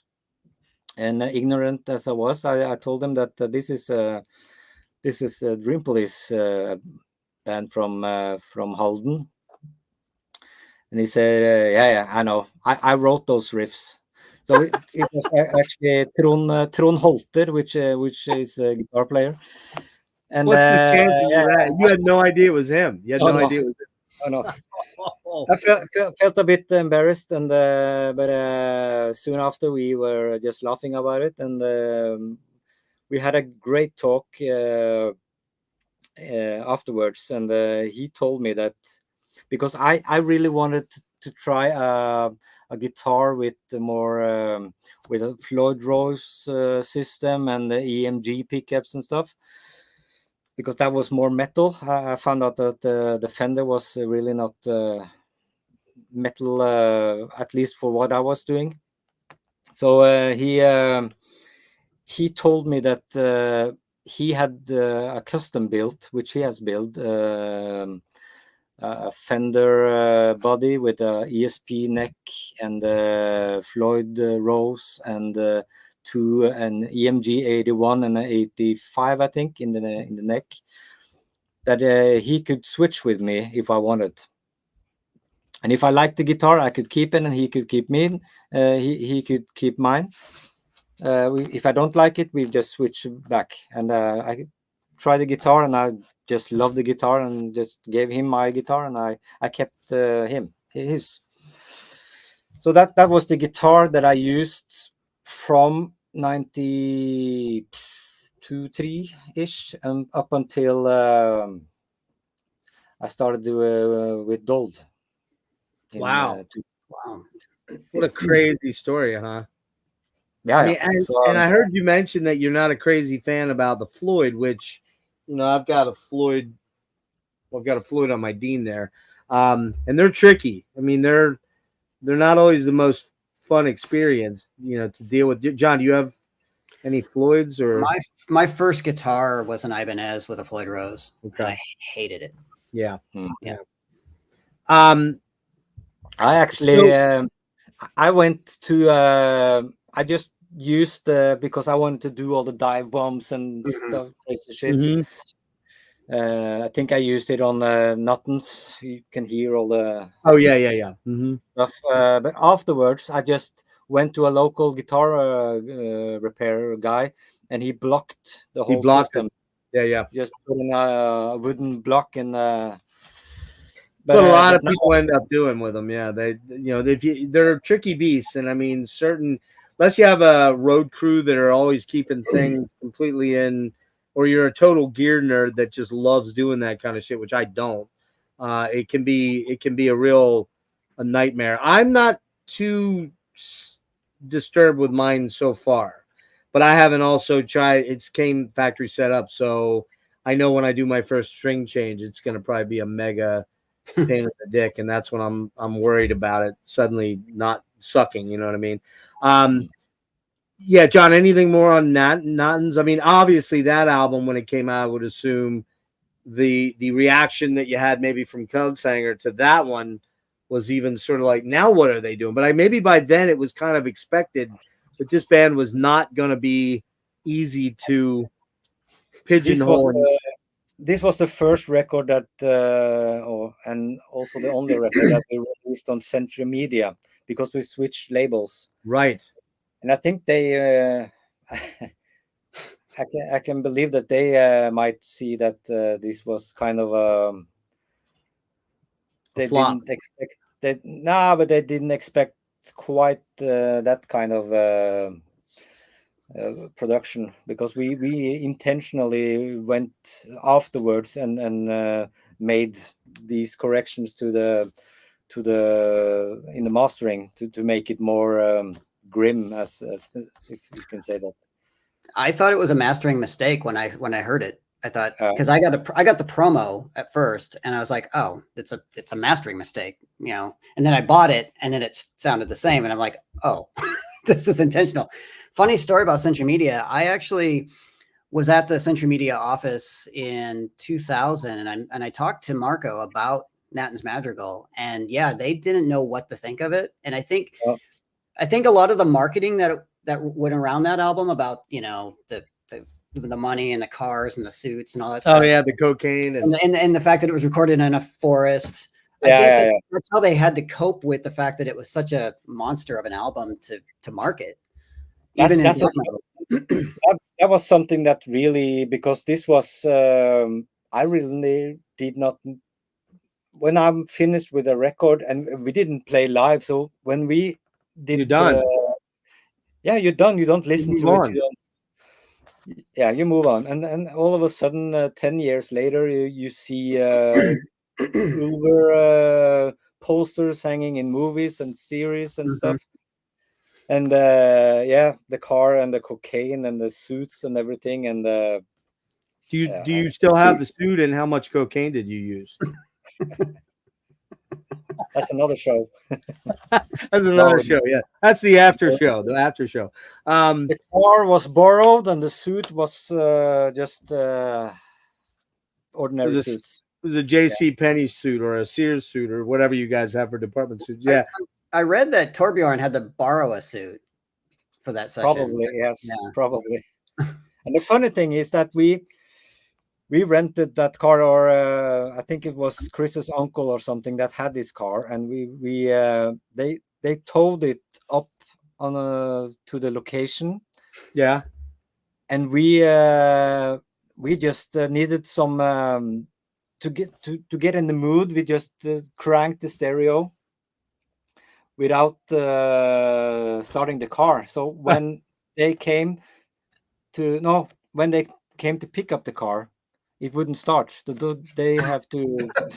Oh, because you were running the radio without the car running. Yes. So it was good times, and a lot of that came. There was also this story about we were going to open for what's his name? American, the beautiful people. Oh, Manson. Yes, yeah. He was coming to Oslo, or not Oslo, a festival here, and we were to open for him. Wow. And we had never done anything live, so we were okay, what are we going to do? So we were talking about doing a half an hour just a set with some probably some potpourri of the songs, and have a local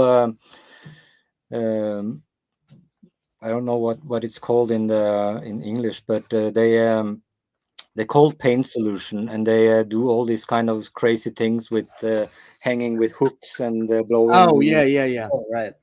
Yeah.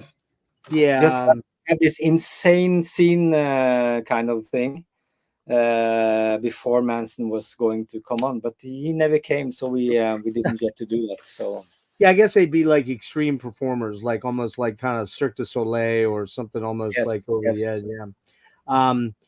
Yeah. Are you guys okay for a little bit yet? I know I mean, can we get maybe 45 minutes yet?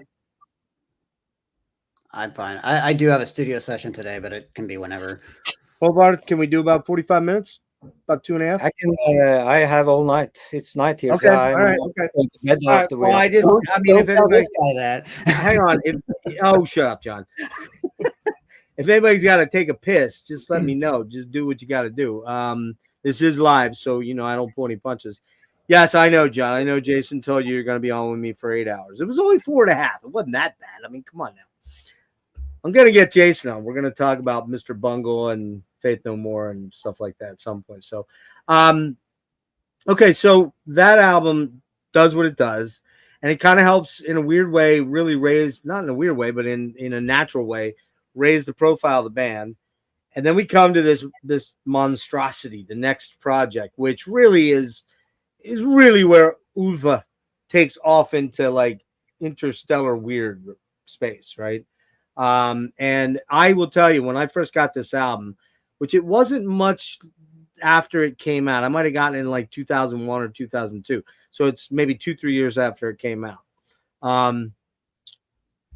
Man, I just didn't know what to make of this album at all. And I'm an electronic guy, and I like industrial and all that stuff. Now, coming full circle and revisiting it, I was like, whoa, man, I really missed the boat on this one because it is just kind of a mind fuck of an album. Like, I don't know how else to explain it. Basically, Chris decides he wants to do a musical retelling of The Marriage of Heaven and Hell from William Blake, the poem, right? And yeah, like, okay, give us a little bit of a headset on how that is approached and what he comes to you with. He had by this time Tore Ylvisaker was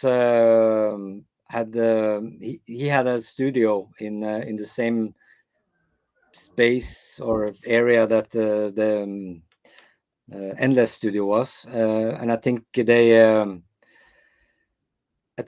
they just started talking and figured out that they wanted to do some more electronic stuff.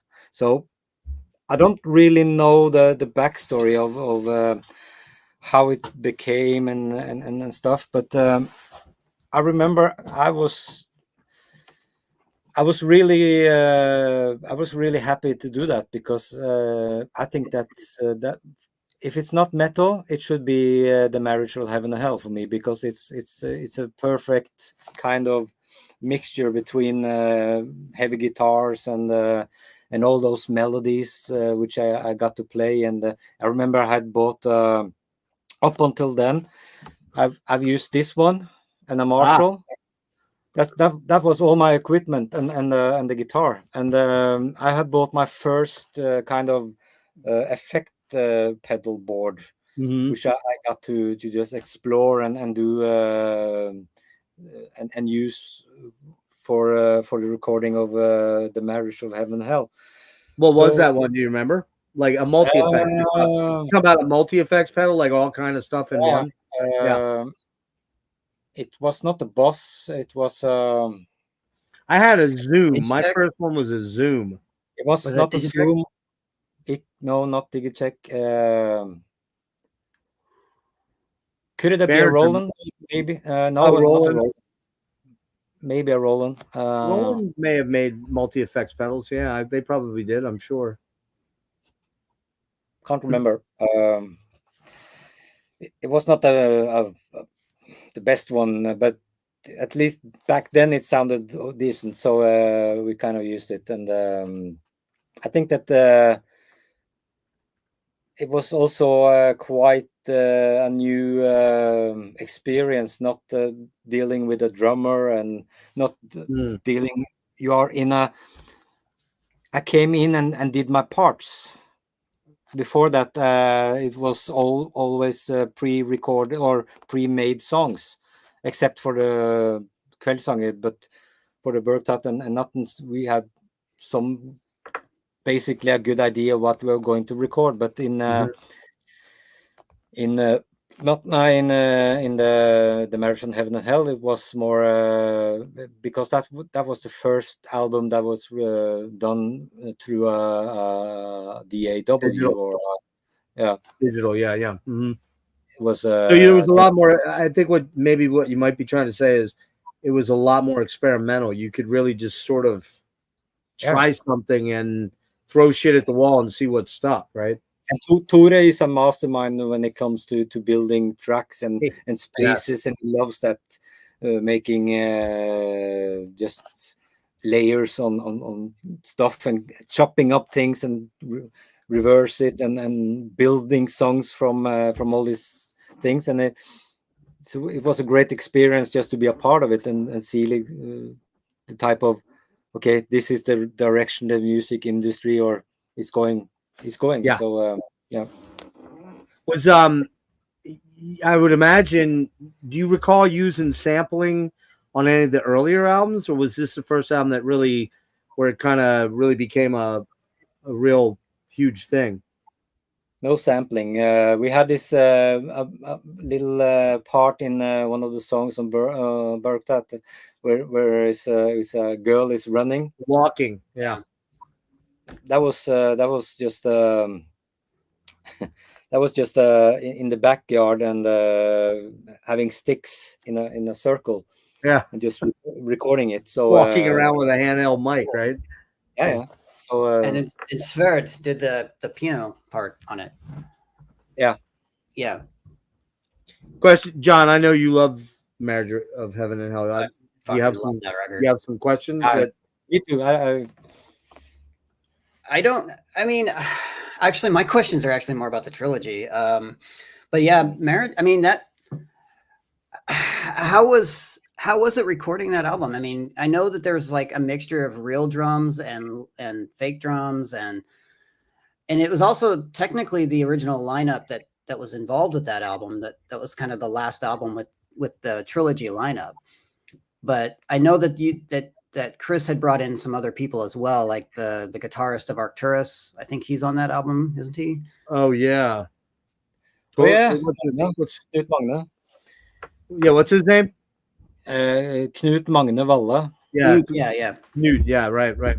Killer guitar player. Yeah, he's a great guy. Yeah, they shared an apartment back then, I believe. Well, had actually, I'm trying to remember the timing here. I guess was Chris in Arcturus then? He was, right? Yeah. Aspira had come out, right? Yeah. Mm-hmm. Yeah, because when the pre-prod we did for Nattens, we shared the rehearsal space with Arcturus and Mayhem. So yeah. Did you feel it all threatened? You don't seem like that kind of guy that would get like uptight about something like that. Did you feel like, maybe my time here is done, or like they're bringing another guitar dude in, or were you just like rolling with it? Because you seem like that kind of guy. I did my part, and I do a lot on that record. For me, at least, I think, and it's always been like it's important. The end result is the most important thing, and I felt like it was a natural shift anyway, because there was no more black metal. So okay, you either on board or you're not. And for me, I found it a great experience because I'm not only a black metal guitar player. I play other things as well, and Right. that trying to be creative in different ways is a good it's a good challenge, and it's a good experience and practice for evolving as just not only a guitar player but also a music writer. So yeah, as a musician, for me, right. it was a natural thing, and this was in we were closing in on the end of the 90s, and we'll get to that. But later on, I started a family, and it was more natural to just. It was a natural move on because Well, I guess, and the other thing too is that Ulva is a very different kind of animal to a normal type band, if there is such a thing, in that you weren't really performing live at all, and it was a studio band, so it was kind of a collective. The whole thing was kind of a collective of Chris's visions, all of your contributions as far as writing and playing, and bringing. When Chris saw an opportunity to bring some other really skilled musician or contributor in, he was like, "Oh, hey, I'm going to do this." And I think you guys all kind of understood that from the beginning. There was never that kind of, "Oh, fuck this guy. He thinks he's in charge." Well, he kind of was in charge in a lot of ways, and you guys were all cool with that. But he wasn't like it was a democratized sort of I'm in charge, not like a, "Hey, this is how it's going to be. Get out of here if you don't want to be here." It was more like, let's all collectively work for the common goal of the final product, right? Yeah, it's very difficult to be in a band and being 100% a democracy, because in the end, when you are if you have a vision, and he had a clear vision for what he was going to do, and with Ulver, and I think that it's necessary to have one that has that vision, and also, but he has never at least for me, he's never been any. No, you are not a part of this. I'm always invited to do something. So Yeah. it's more that okay, maybe now it's getting way too I don't know what to do now. For example, now they have this great guitar player that plays with them now. That's it's doing all this kind of soundscapes and stuff with guitar that I'm Okay. not capable of doing. So it's Yeah. a better fit, if you know what I mean. So it's Yeah, I never think been. it's kind of an open door policy that's kind of always been like you're part of the collective, and if we feel your skill set meets what I we have been need, doing session work for them, and he yeah. has done things for me, and we just Has there we've been? been yeah. Oh, I was gonna say, has there been any talk of maybe doing another sort of Kveldssanger-ish kind of album, since you guys work together on your solo album? And there's a couple of songs on that I could definitely hear. They almost would fit in this sort of newer Ulver landscape, you know. Yeah. But I was just wondering if there's been a discussion at all. We haven't discussed it, but I asked him to if we would sing on it, and he wasn't. He didn't think it twice about doing that. So I don't know. I think for him it's important to do things when it feels right for him to do it, and Yeah. maybe in time. I don't know. I'm just happy that we are still friends, and we never had any issues with each other, and I get invited to play on.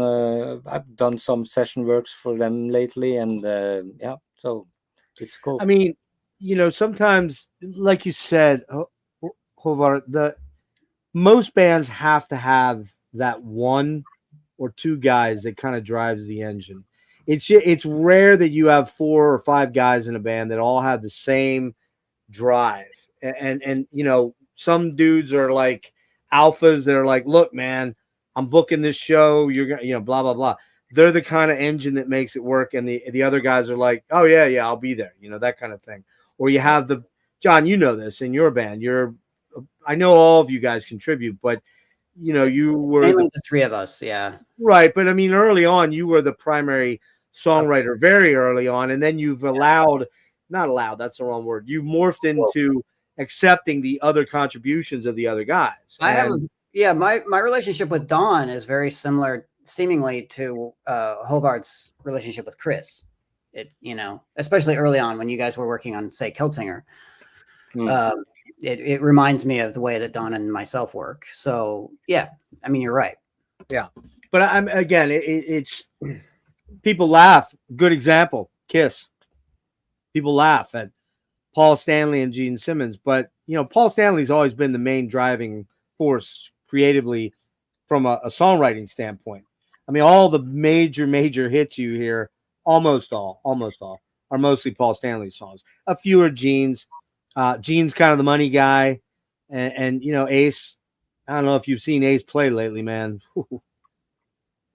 Ace was one of those guys that, for me and Alex Lifeson, those were the two guys that made me pick up a guitar. But Alex was clearly the alpha player of those two. And I mean, Ace just looks terrible now, and he wasn't serious about it. It was, and Peter was not as serious either. So you always have to have that guy that has the vision that kind of drives the engine, and you have to have creative components that go along with the ride.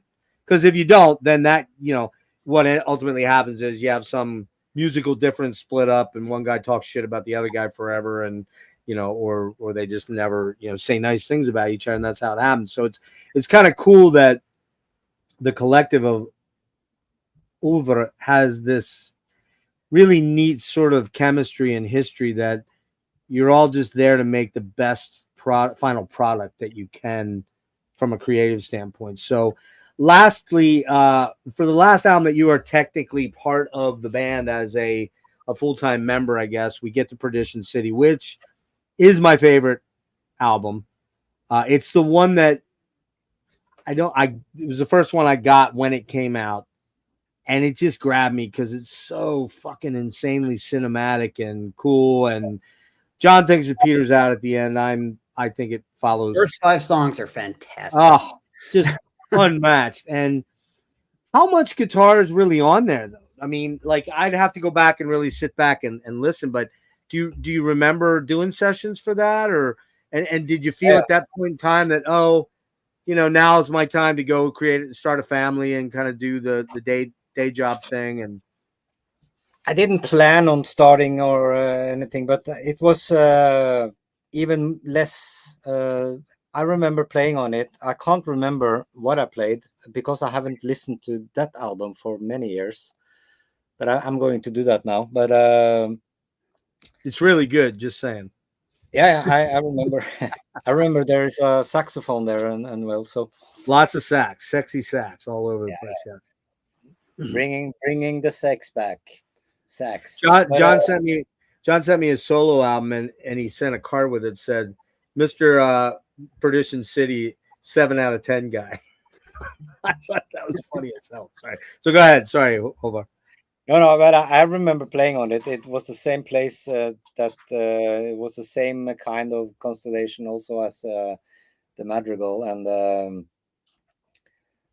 I was just great. I remember as a byproduct, I in the studio I also started.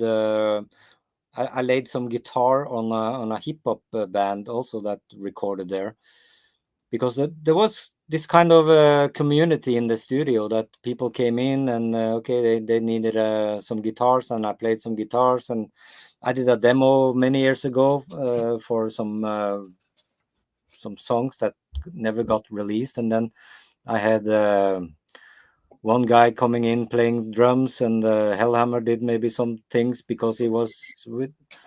It was just a community of great musicians that hanged out, and that's what I think is a product that resulted in Perdition City, because there is again, Chris is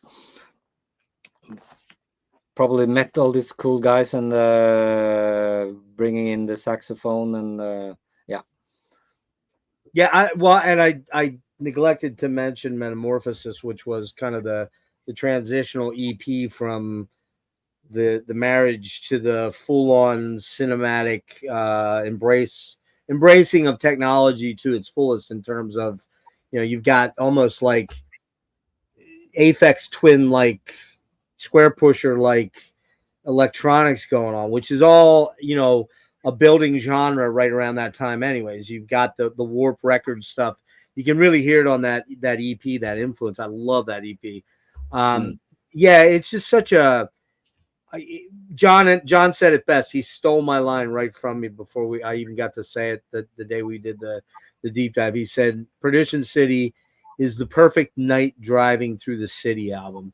It just is that album that just, every time I hear it, I want to go, you know, I want to go listening to it for the deep dive, preparing. I'm like, man, I got to be fucking driving in my car right now. I got to go get in my car and listen to this. Like, it's almost like it has to happen, you know? So I did.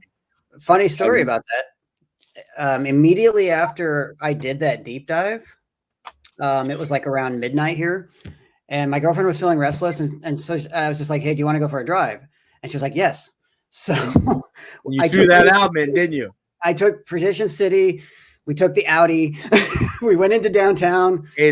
And there were literally people doing heroin on the street as we were driving by. Yeah, which kind of fits. Totally fit. Yeah, it totally fits. Yeah, I mean, it really is that album. Like, it's stunning, and I feel it holds up exceptionally well. I was just like, kind of like, man, it was so weird listening to that album, and it had been a while. I mean, I'm not gonna lie. You know, what happens is shit goes up on the shelf, or it goes in the closet, or wherever you know. I've got CDs and boxes everywhere in my house because I had to move, and I can't put them up on the wall due to space. But, you know, you move on to some extent. You can't.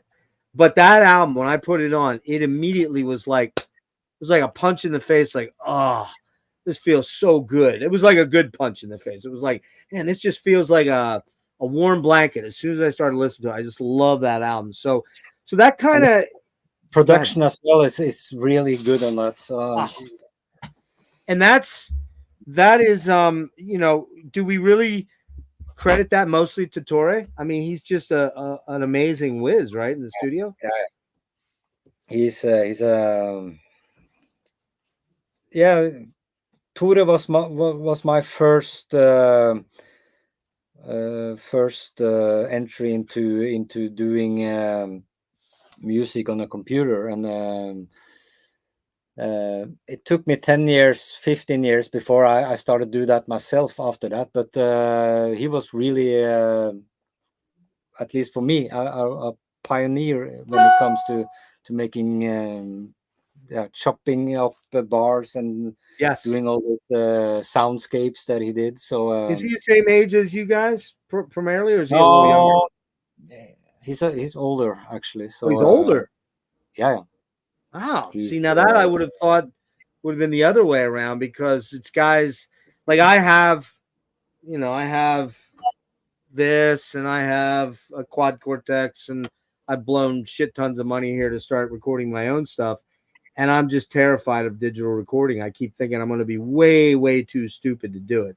I'm not, but I feel like I am. And so it's like you, Håvard, it's kind of that, I want to do it, but it's, for me, it's kind of like almost like traumatic to get into Just it. jump in and do it. I know. I got a lot of cool riffs, so we'll have to see. But look, let's move on from Ulver. Although you have done many guest I sessions. have questions. Oh, I'm sorry, John. Go ahead. I thought you said everything was based on the trilogy. I apologize. Well, yeah, but I never got to ask my questions. Okay, go for it. While you ask your questions, going I'm going to back grab to the trilogy now. I have some questions about the art and stuff. Do you remember if, like, for instance, was this commissioned, or was it a piece that Chris just saw that Tanya had painted? Same with this one, you know. Yeah, because that was the same artist. And Kveldssanger, I believe.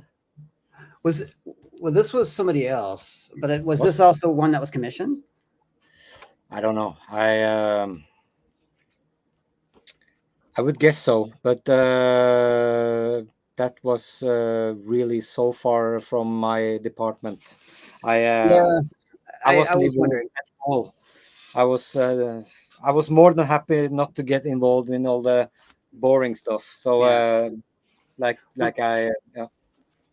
read somewhere that these photos were actually taken at the museum in Oslo. Yeah, that was that was a real cool session we did. That there was a guy, I don't remember the name of the photographer, but he had this really good equipment, Hasselblad, expensive shit, and we went in there. We broke in because you can't go in there at night. It is museum like kind of that shows all the buildings from back, really old buildings that they put on, and you can definitely not use any live fire around these buildings. We had these torches with us that we just pounded in the walls and lit them, and it was the old houses with the grass roofs. Yeah. Luckily, it didn't catch any fire, but there was a cool experience.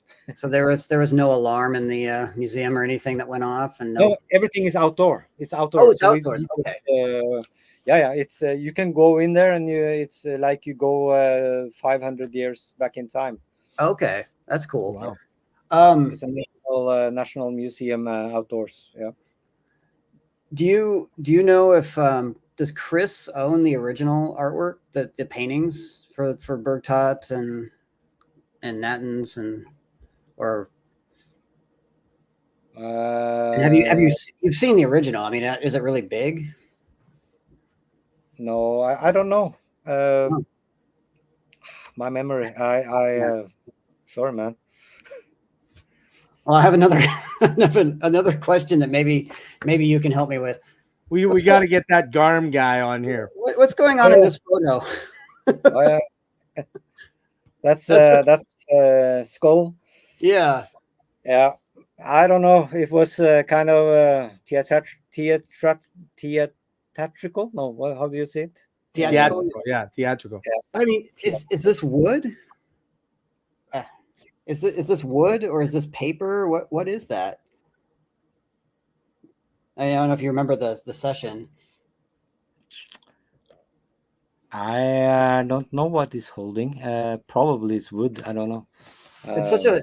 It was one of those pictures that I found very inspiring because, when I first saw this album in '95, it was kind of my first foray into seeing really good artistic photography on an album, and you guys had some really amazing like photos during that era, like very almost like it must have been maybe the Hasselblad guy, but also I mean like even some of the later photos almost have this sort of Depeche Mode kind of quality to them. It's very sophisticated black and white photography. I think that was important to Chris also, that we had some kind of aesthetic in the photos. You also have this one that I think this is one of the last photos we did as a band. Yeah. Which is, Oh yeah. Yeah. This is after I cut my hair and Eric cut his hair. Where are you? Is that you in the back? You're in the back. Yeah. There's also these. Yeah. Interesting photos. Fantastic picture of Torbjörn there. Yeah, I was gonna ask you what is going on. He looks like a little girl in this photo, or like some sort of like forest fairy gnome or something. So interesting. Yeah. It's a great photo. It's I think that my picture there was I don't know. I think that's because I had cut my hair. I was working as a painter, and I accidentally dipped my hair in a. No! I had to cut like almost everything. Oh shit! And I never bothered to grow it out again. So, how long was your hair when it was at its longest? Is the burnt out picture? No, it was longer. I remember it passing my belt buckle.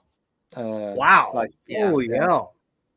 Yeah, I always, for the longest time, the Vargnot band photos, I always thought that you were the blonde guy in that, but I guess that was Grellmund. I found out later it was the Vargnot demo. Yeah, because you I wasn't on that.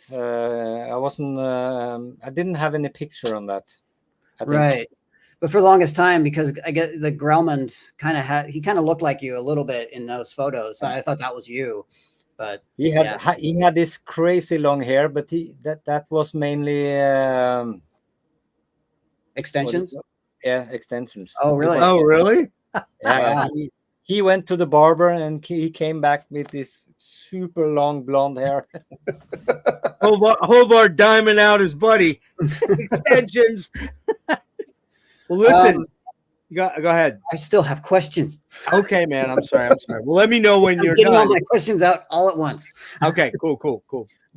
Are you still in contact with Torbjörn or Eric? Torbjörn is. We are on Facebook, and I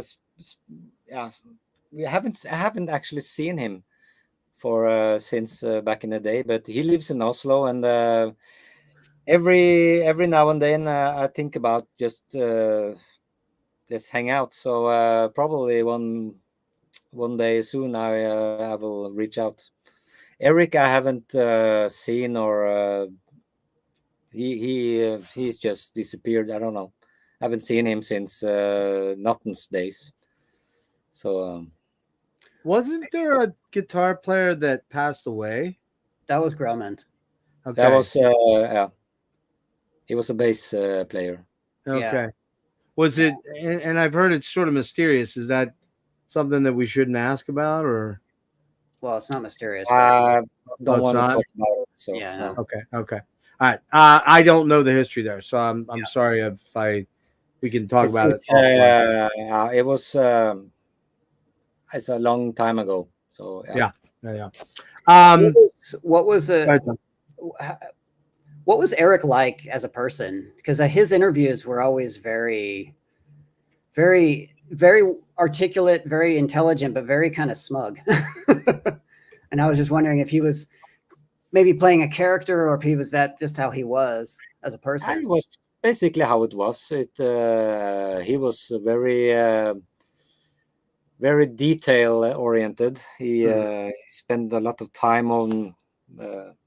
It was always a plan behind what he was going to play, and he had strong opinions about this and that, and he was.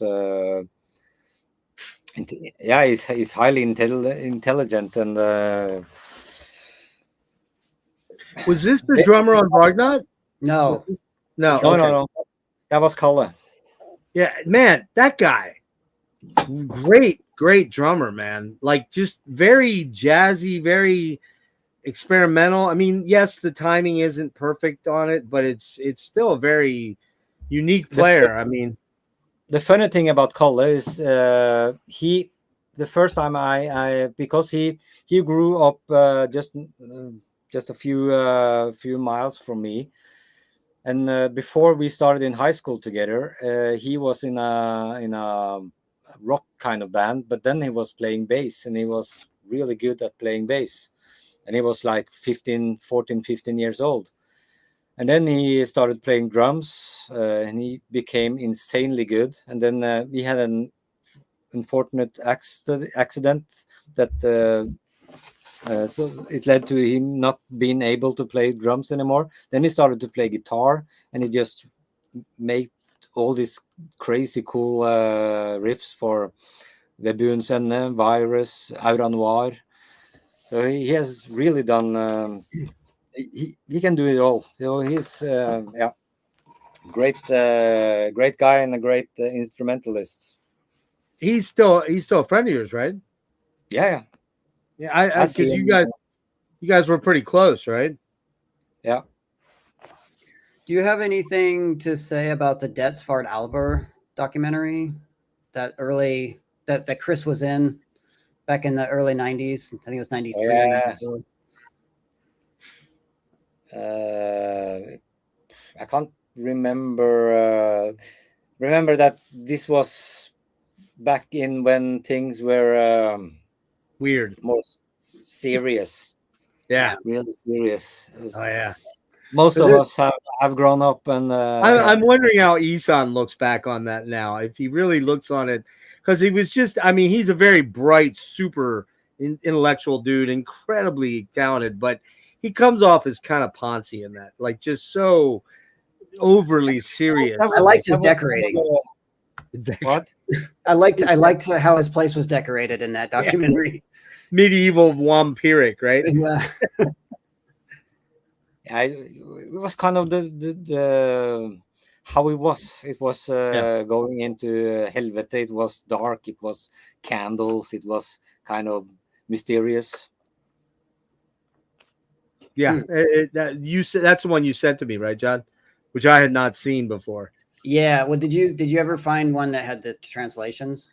Because there's two versions on. Yeah. No, I did, and it's just so, you know. I think that there's that bar that you mentioned that you guys would hang out at that's shown in that documentary, right? Because I remember there's a scene where there's a jukebox and there's like flipper games and the older guys are kind of sitting around a table, and I think it was the early lineup. Yeah, because it was a couple of bars. The first one that we got into before turning 18 was a bar called Möller's. And the second bar was a bar called Elm Street, which was... I think it was that one. I think it was that one too, because that was where most of the people would hang out for several years. Yeah. Okay. All right, Jeff, I think that wraps up my questions. I'm sorry, man. Well, I am gonna try to get you guys out of here in the next 15 minutes. So, yeah. So then we said you do some session work on a succession of albums.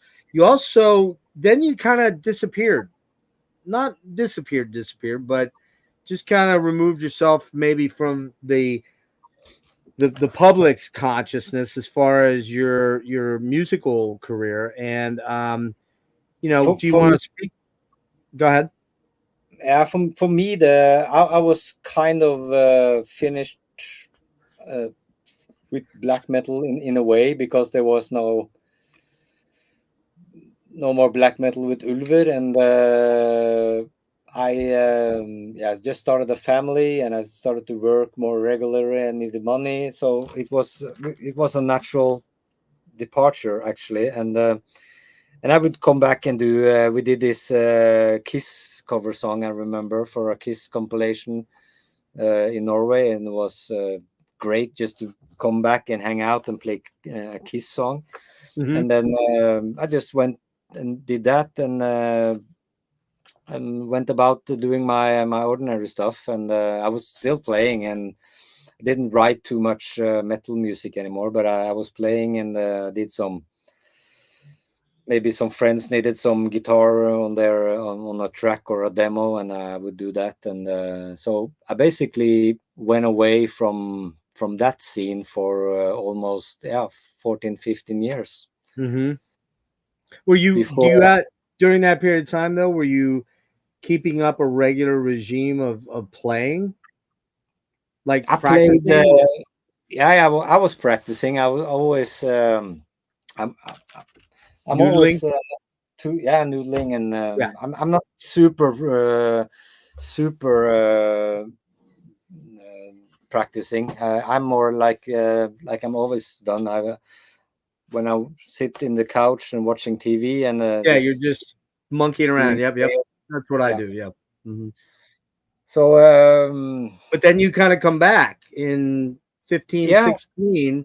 What happens in then? You get involved from Chris with Merker, right? yeah, he called me, and he asked if I he was producing this Danish artist called Mirkur, and this was in 2014, I think. And he wondered if I could do some the acoustic guitars for that album, and I said, yeah, sure. And he also said that there is a guy that's going to do the electric guitars, which is Morten Tellock from Mayhem. Oh yeah. But in case he can't make it, if I want to do also the electric guitars, and I said, yeah, sure. I haven't been really playing black metal for 15 years, but let's find out. But it ended up Morten playing the electric, and I did the acoustic things on that record, and that really inspired me to start writing again. And I wrote a small piece that I just released on or put up on YouTube, just to, yeah, I don't know why, but it felt natural just to share it. And it kind of got some attention on that, and then in the meanwhile, I was still working with Mirkur, because she did some solo works, and she was going to do an acoustic set, and she wanted me to rearrange the songs into acoustic guitar Mhm. songs. So I did that, and the result of that was a live album that we recorded in a mausoleum in Oslo.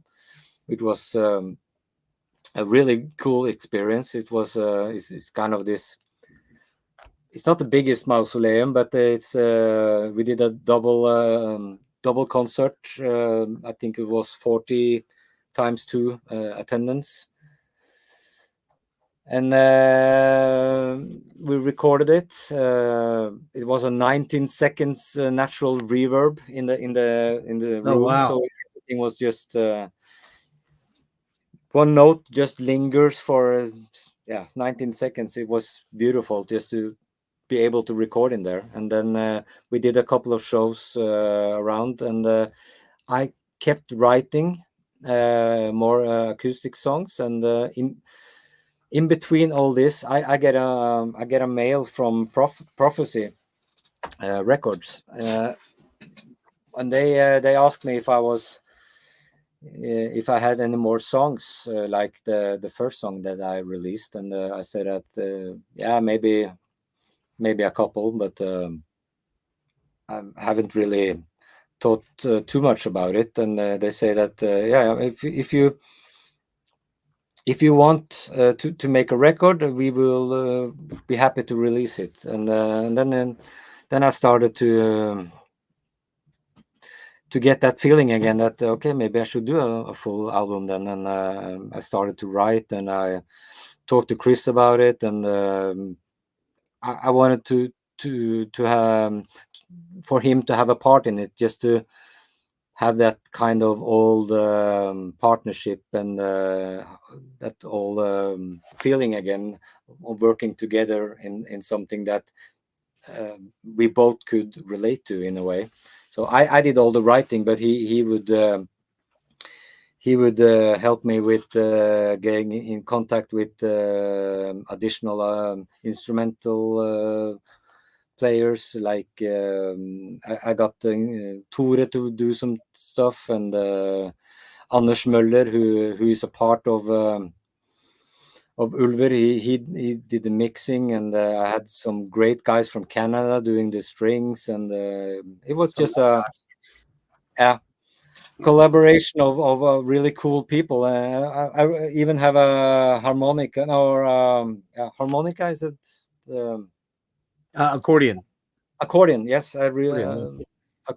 accordion on one of the songs also. So, but this took like from 2015 until I was finished recording my bit in 2017, and then I had to wait because some guys were on tour, and when they came back, some other guys went on tour, and so it took 2-3 years, and then the COVID came, and right. So from I started recording or writing that album until it was released, it took 8 years. Wow. Wow. Yeah. Well, this is the solo album, and this is your Bandcamp page, and all this stuff is linked below, by the way. It's a beautiful album, man. I mean, one, it's hard not to draw some comparisons to the Kveldssanger album. More and someone asked, I'm sorry? It's more progressed. But it's more progressive by far, sure. Someone had asked a question here. I wanted to ask that real quick.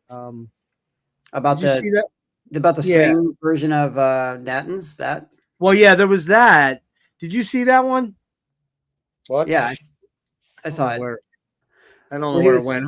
Someone asked about the string orchestrated version of Nattens Madrigal, and have you heard that? Do you think it'll ever see the light of day?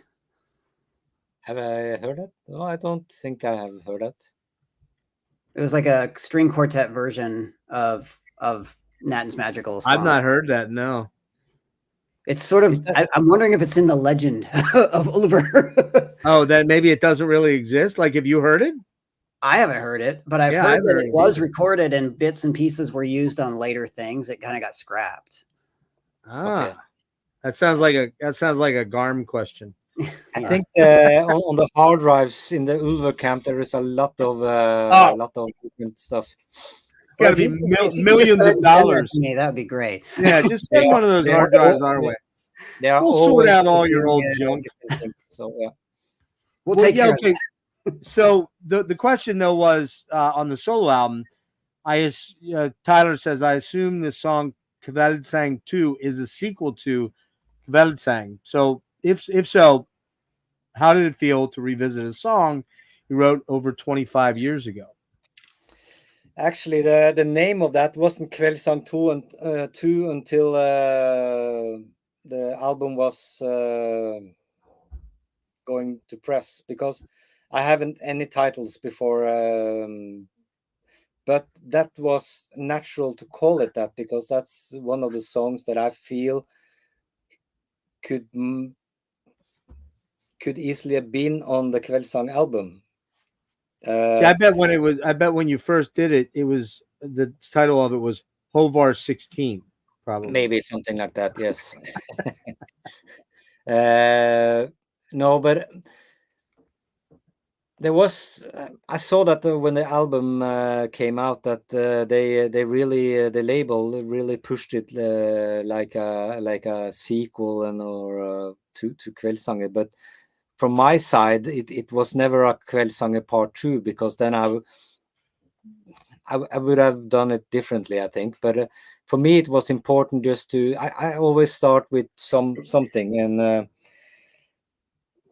maybe yeah, most of the time a melody. But at one time here, I just figured, it would be cool just to have this giant orchestra here, or just building these massive songs, and because I've never done that, and it kind of just grew on itself, the whole album. But it was never a kind of a Kveldssanger Part 2, but it was a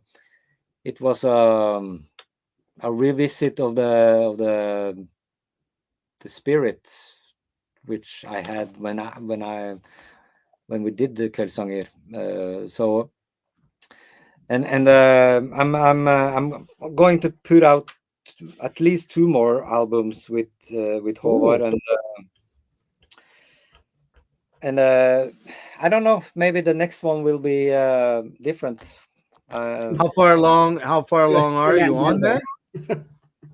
How far along are you on number 2? Or are you still in the formulation phase, or do you have tracks already tracked?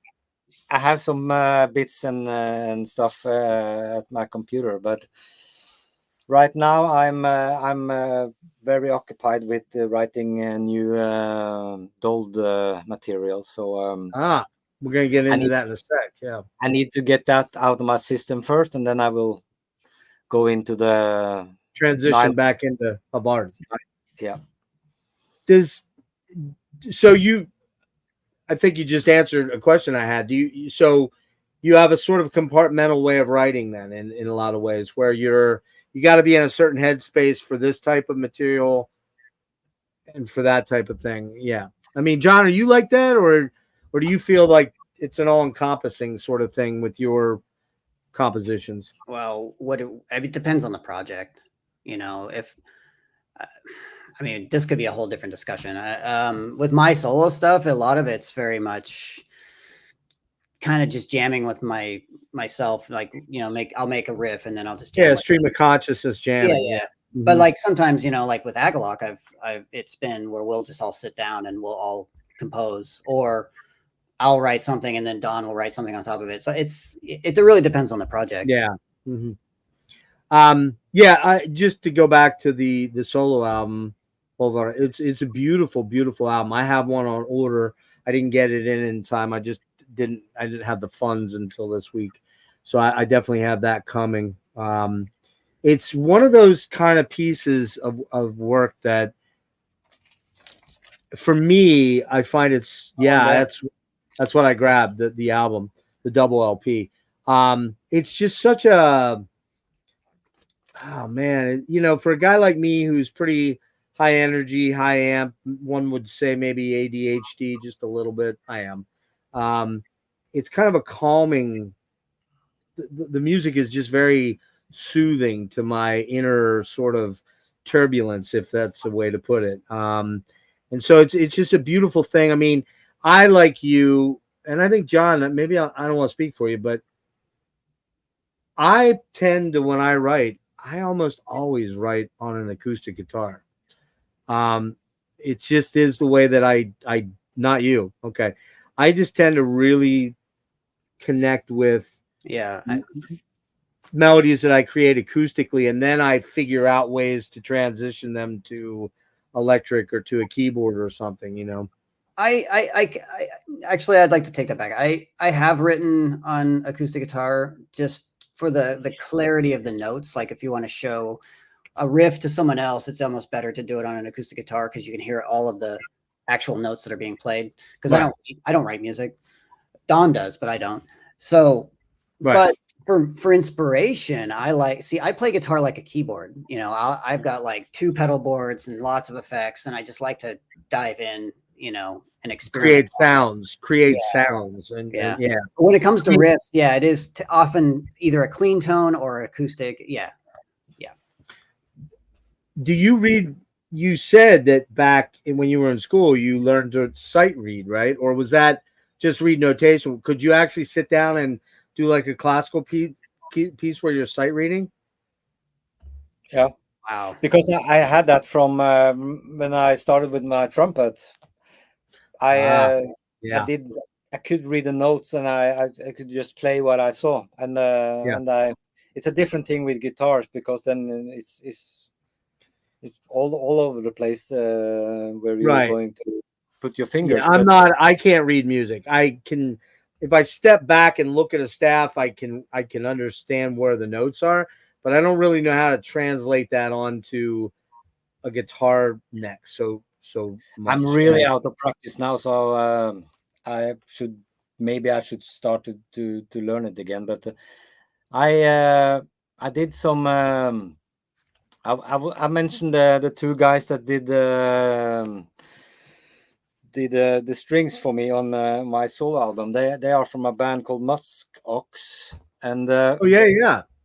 and their guitar player Nathaniel, he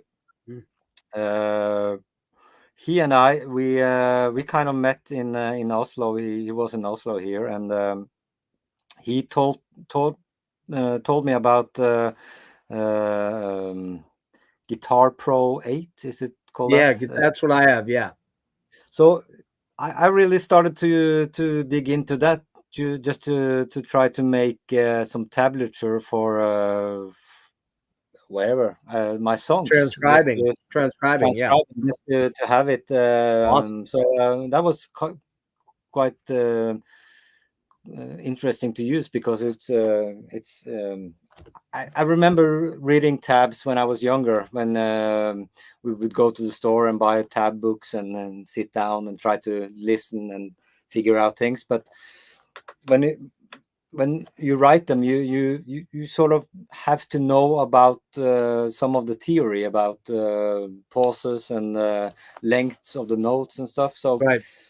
I think with that back, it's probably easier to get into tabs. But I think I would spend more time learning how to write tabs and do that program than to start reading notes or notes again, because that's I don't see any need for it, to be honest. I'm not a professional guitar player for other bands, Right. and Right. so You're not a session musician No. like an LA session musician where they No. pull a guy in and go, "Hey, you're getting paid by the hour. You got to nail this." Like Steve Lukather or somebody like that. Yeah. And the funny thing about those tab books back then, if you guys recall, 95% of them were always wrong. Like they were close, but there'd always be those couple of notes that you'd be like, "Wait, that doesn't sound anything like what it sounds like on the album," you know, that kind of thing. Last thing, let's talk real quick about. Did you have something on the? I have something, Jeff. I don't know if you know this, but Nathaniel from Muskox is the guy who played all of the classical guitar parts on the Agalloch Serpent and the Sphere album. Yes, cool. And he's an incredible classical guitar player. He is amazing. I didn't know he was in Muskox, but I know that name. He's now. the main guy. Yeah. Yeah. Did you know him? Or? Well, we've known him for years. Yeah. Oh, okay.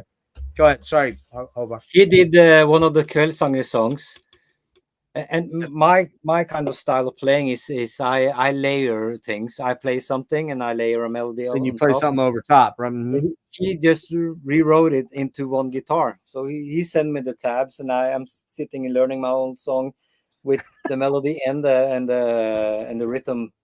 Just so that's cool. That's really when we recorded when he was in the studio with us. We were, you know, the engineer was getting sounds, and he started just playing the outro to Bergtot, just playing that part, and I'm just like, oh, it was awesome. Yeah. With one guitar. Don't you hate those guys? Like, no, I don't mean it mean. I just mean, don't you hate those guys that are that good that they could just do? There's a guy on YouTube named Phil Jakes. He takes like all contemporary songs and he does all fingerstyle acoustic stuff, not nylon. He usually plays an old Martin, and he'll have the bass lines and the melody lines and the whole piece, and you're like, fucking A, man. Like, I can play it once I see him do it, but for me to try to figure it out, it's like, nah, I can either do the melody line or the bass line. I can't, and that's my level, and I'm okay with that. I also, and you guys probably feel very much like this too, that, I see these kids on Instagram or on YouTube where they're, blistering out these fucking full neck shreds where they're, sliding up and down the neck, doing these, full on arpeggiated chords. And you're like, yeah, but can they play slow and with feeling? No, most of them can't, let's be honest. But I mean, but there is something to be said about that. Al Di Meola has a theory about that. You know what that is? That when people say, why you play so fast? And he'd be like, because I can, and if you could, you would too. That kind of thing. You know what I mean? So it's like that's just only relevant in Guitar Center. Yeah, that's true. Actually, that's a good point. You're right. Let's talk about always the band. somebody better. So There's always, that's true. There's always Yeah. is. That's true. Actually, it's funny. Just on Instagram today, Yngwie posted a clip of him playing a Les Paul. Now that's unusual in and of itself, but he had so much effects on it that you couldn't like even make out the note differentiation. And we all know Yngwie can shred balls, but it's like, man, like the problem with Yngwie for me is he plays the same solo kind of over and over and over and over. But I went to see him live again once, and this was before the Fire and Ice album came out. And I went to see him, and he only played songs from Fire and Ice. So I was kind of bummed because I wanted to hear the old stuff. But I after 4 songs with him flipping his guitar and kicking his picks out, then I just at the risk of him not ever coming on my show, he's never coming on my show. He's a fantastic player, and he insane. He's a dick, though, man. He's a dick, and I'll tell you why. Let me tell you something real quick. 2015, he was on the Generation Axe tour with Steve Vai, Zach Wilde, Nuno, Tosin Abasi. He was the 4th guy. He was right below Vai. Okay, he was such a jackass on stage. He kept yelling at his roadie dude who was coming out. I guess he was having some issue with his effects pedal. He literally walked up to the guy and kicked him in the ass in front of everybody. I'm like, who the fuck does something that ignorant? Like, and I don't know if it's a show thing, because the guy was kind of like, he looked pretty petrified, and Yngwie's got the wall of marshals, and it's all this spectacle. And again, don't get me wrong, I like some Yngwie stuff. I like all the stuff up through Odyssey. That's kind of where I'm kind of done with him. But I just, I walked away from that going, I'm never gonna go see Yngwie. I went for the whole package of guitar nerdery, and I love Zach. I think Zach's a beast. He's just hilariously funny and killer. And Nuno was the guy that blew me away. Nuno live was like sick. Nuno's great. Sick. But I just was like, you know what? I don't ever need to see Yngwie again. And I haven't bought an album since Odyssey. So, there's something to be said for being a slight bit of humbleness. You don't have to be a total douchebag, right? Let's talk about Dold real quick. This is a project that you have that I must admit I didn't really know a lot about until I listened to it. Man, what a cool album. There's just a lot of weirdness on this album. I was digging the kind of experimental nature of it, and then I'm reading it and I'm like, and again, my ignorance here, I'm kind of new to Dodomsgard in the last year or two. I didn't realize it's Vikatanik. Well, he's in Bad Points Ended also. Yeah, I didn't know. I don't know that band. I know. I know. I got to. You need to remedy this immediately. I know. I need to fix that. I know. I'm old. Remember, I got the olds. I can always use that as an excuse. Tell us about how this came together, man, because this is pretty exciting. And you said you're working on something new. So wrap us up with that. That was something Kai, who plays bass, old friend of mine, he and I was just sitting at my place one night. This was in 2016, 17, 17, I think. And we just we had some beers and was just and I had my guitar and I had my rig in the living room, and let's try to just make some riffs, and nowadays you can put drums on it and just make an old school black metal song just for fun. And we did, and we figured it gave us some motivation to write more songs, and we did 3 more songs, and we thought that it would be cool just to record it and see if either somebody would release it or just release it ourselves just for the fun of it. And then we he suggested we asked Yusuf or Vikotnik, because they go way back from Kai used to be in Dødheimskar for a bit, and yeah, they also worked together, and so we asked him to do to basically see if he could write some lyrics and do some vocals on this, and yeah, sure, we could give it a try. And Øyvind, who plays the drum, he is the drummer that played for Myrkur, and he plays also for he's a great drummer, so he plays for Myrkur, he plays for he played session for Aura Noir, he plays right? Scar, Baboons, and he's all over the place. He's a great drummer. We asked him, and yeah, sure, he would try, and we recorded the EP, which is this one. There, this is the first recording, and we got a guy in Germany. Oh no, sorry, in Holland, Soul Cellar Records, to release it. And while we were recording this one, the first one, I had started writing more songs, but they were kind of different, or in an other way, so it didn't really fit into the EP. So that's why we decided to, okay, let's just release an EP, and then we start recording or write. I will write the next on this one. So we got a deal also from Prophecy for this one. So this is the full length, which we released in 2021, I think. Yeah. And that is 21. That is where we kind of found the right balance between things, because what is special with this project is that or it's not longer a project, because now it's a established band. But I'm, from my background in Ulver and the more melodic stuff, Vikotnik, he comes from a more avant-garde side of the metal, so it kind of merges into something in between. But it works very well. It's a very, very interesting album.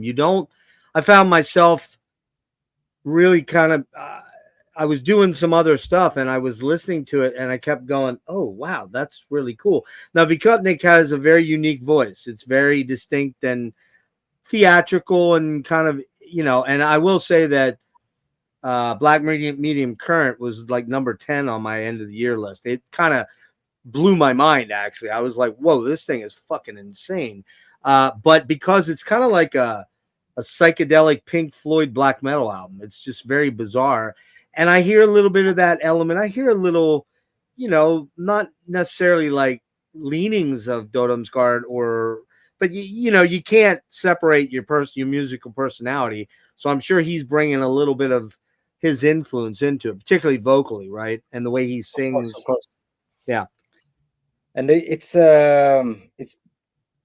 also for the first time he didn't want to, because this is written for 2 guitars. I for this record I recorded everything on the guitar, but live we needed a second guitar player, and Vikotnik he also plays guitar. Yeah.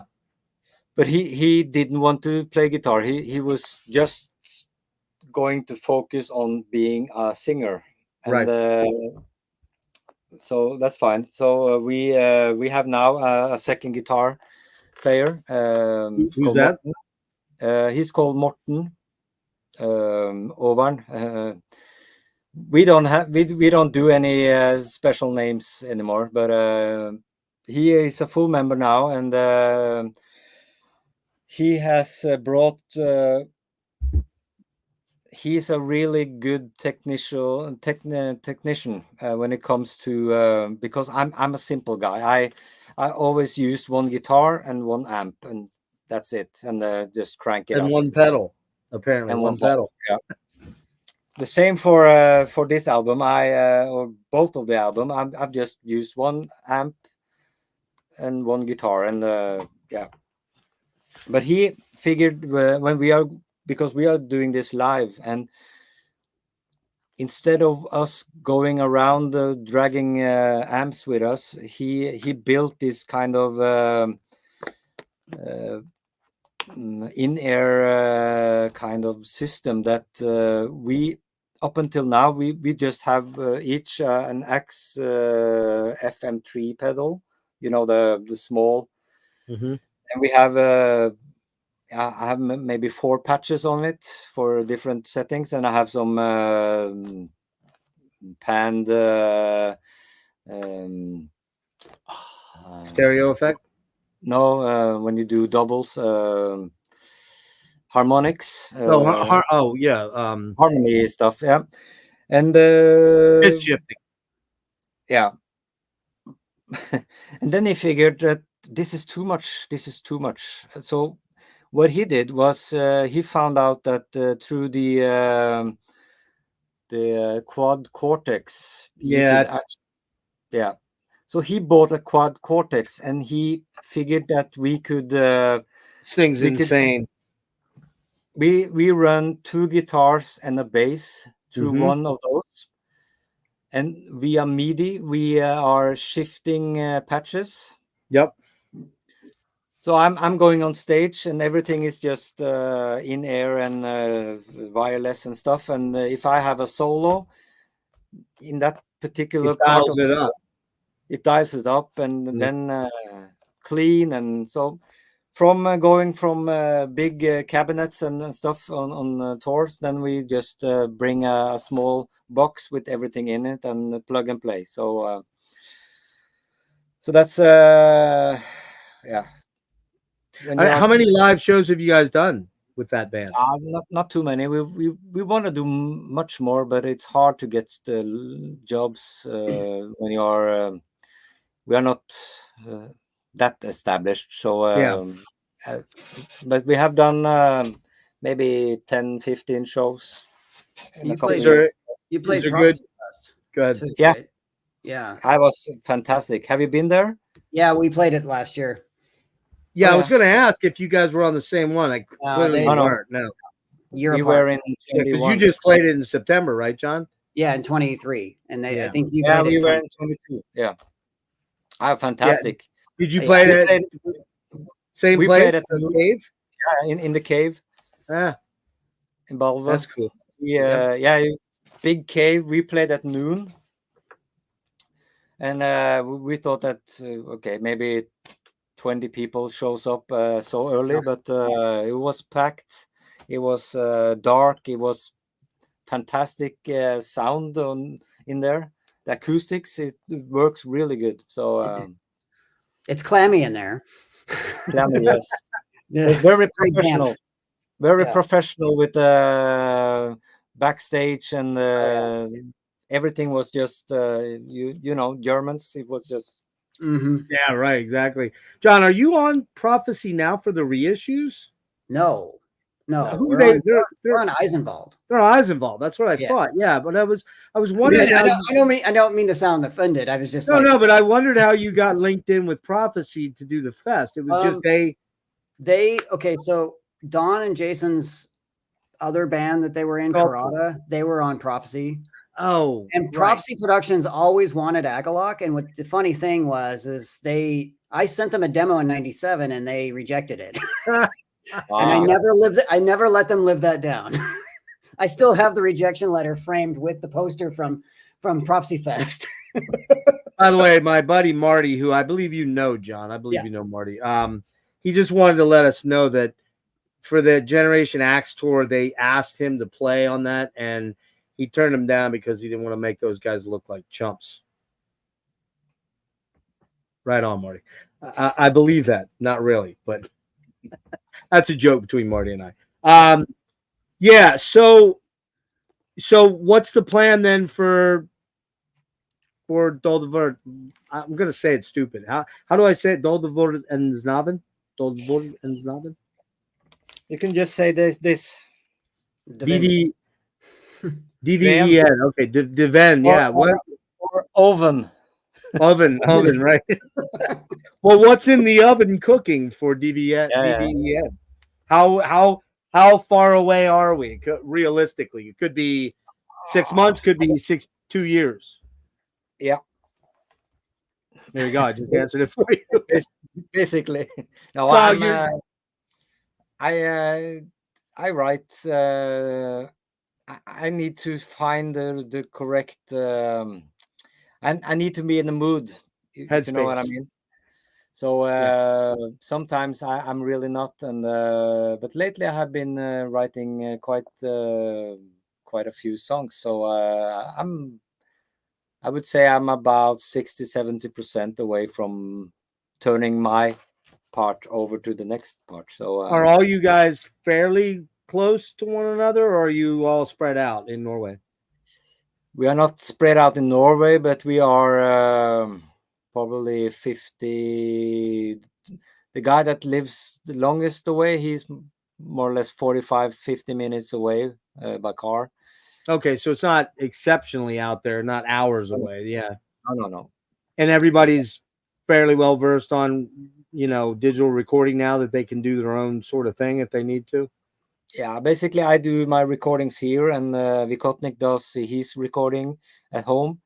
The drums we typically go in a studio to do, and the bass we record at home. Have you been to Grieg Holland? I gotta ask. Have you been to Grieg Holland? No. Never. Wow. No, actually not. Wow. I'm just waiting for an invitation to go and play there. So Beyond the Gates Festival. Yeah, that would be, man, that'd be a perfect festival for you guys. We want to play that really bad. Well, maybe sometimes. Yeah. Let's see. I think, John, do you have any wrap up things? We'll let you guys get out of here at the three hour mark. I apologize. No, I mean, the only comment I didn't was it Devin the oven project. I haven't really dove into it too much, but I did check out a couple of tracks, and what struck me is you can hear your style. You can hear the early Ulver, almost Bergtag guitar playing, but it's cleaner. But you can hear that same flow and that same kind of sense of melody. And I thought that was a really interesting evolution in your own playing.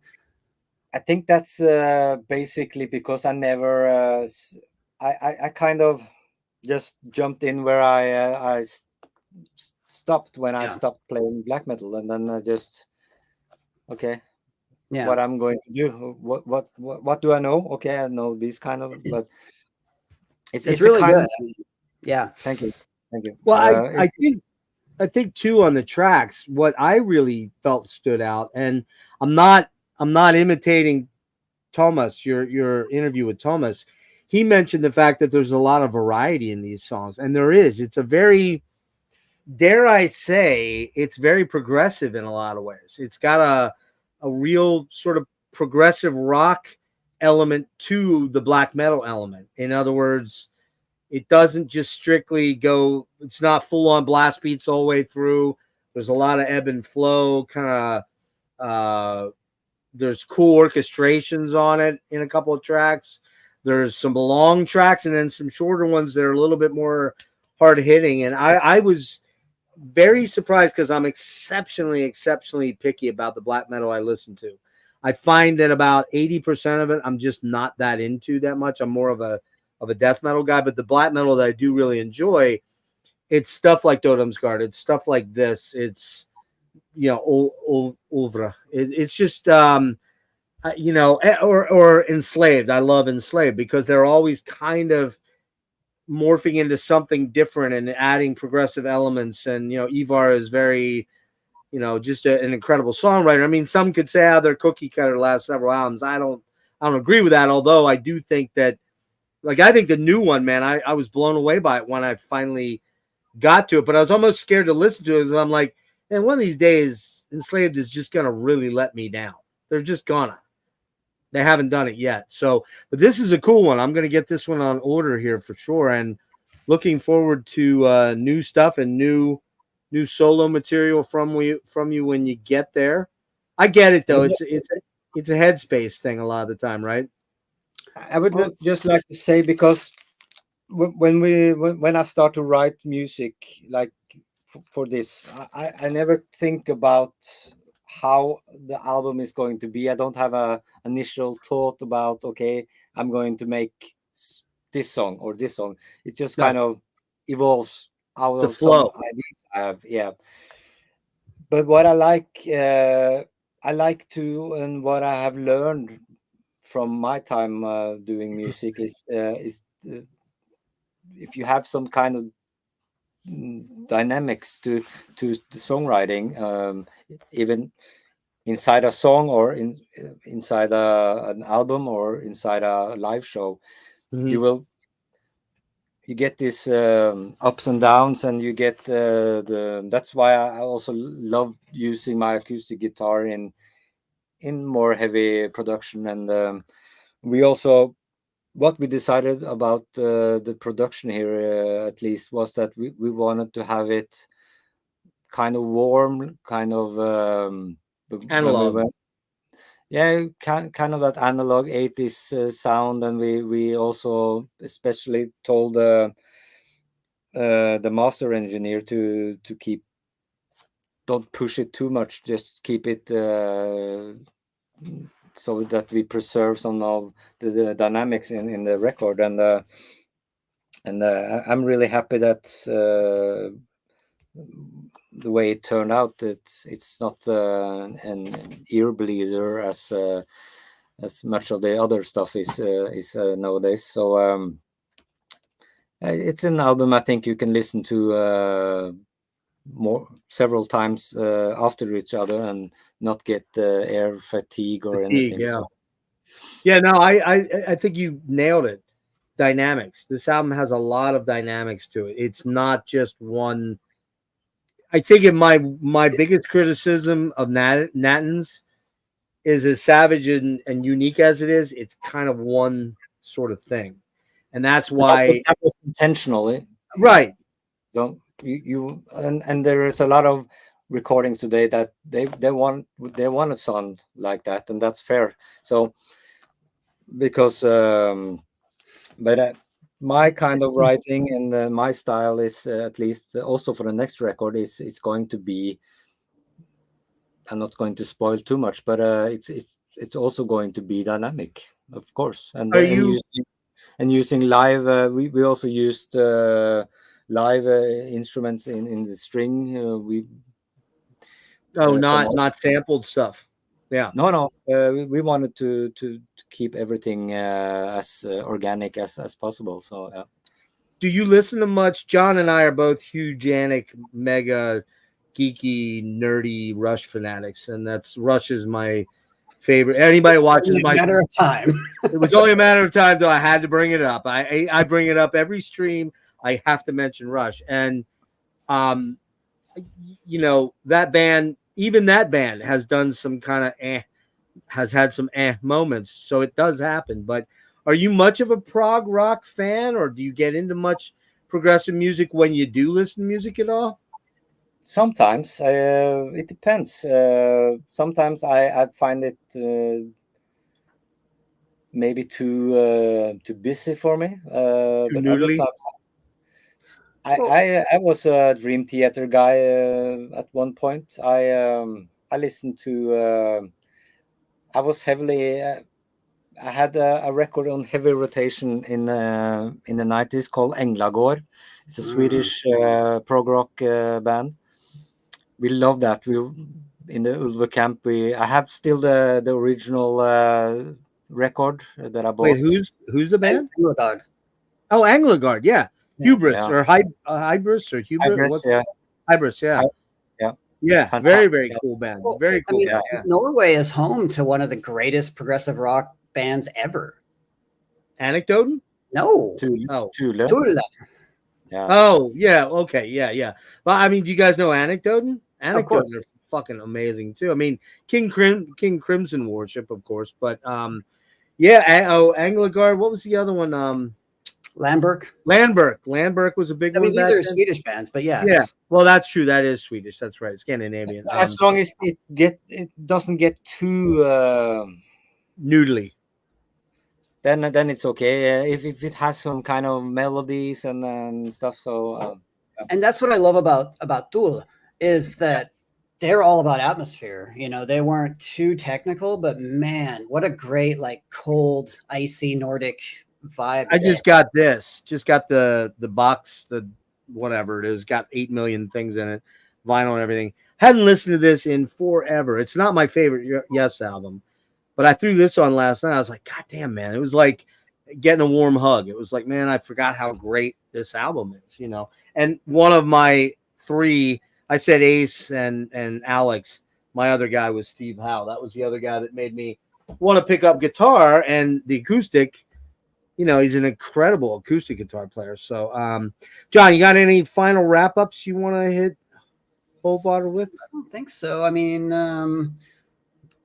what was it like playing with Beyond Dawn at that first Ulver show? I mean, was that filmed too? Because I mean, I know the Ulver show was at Bootleg was filmed, but do you know if the Beyond Dawn set was filmed at all? I've always been curious of that.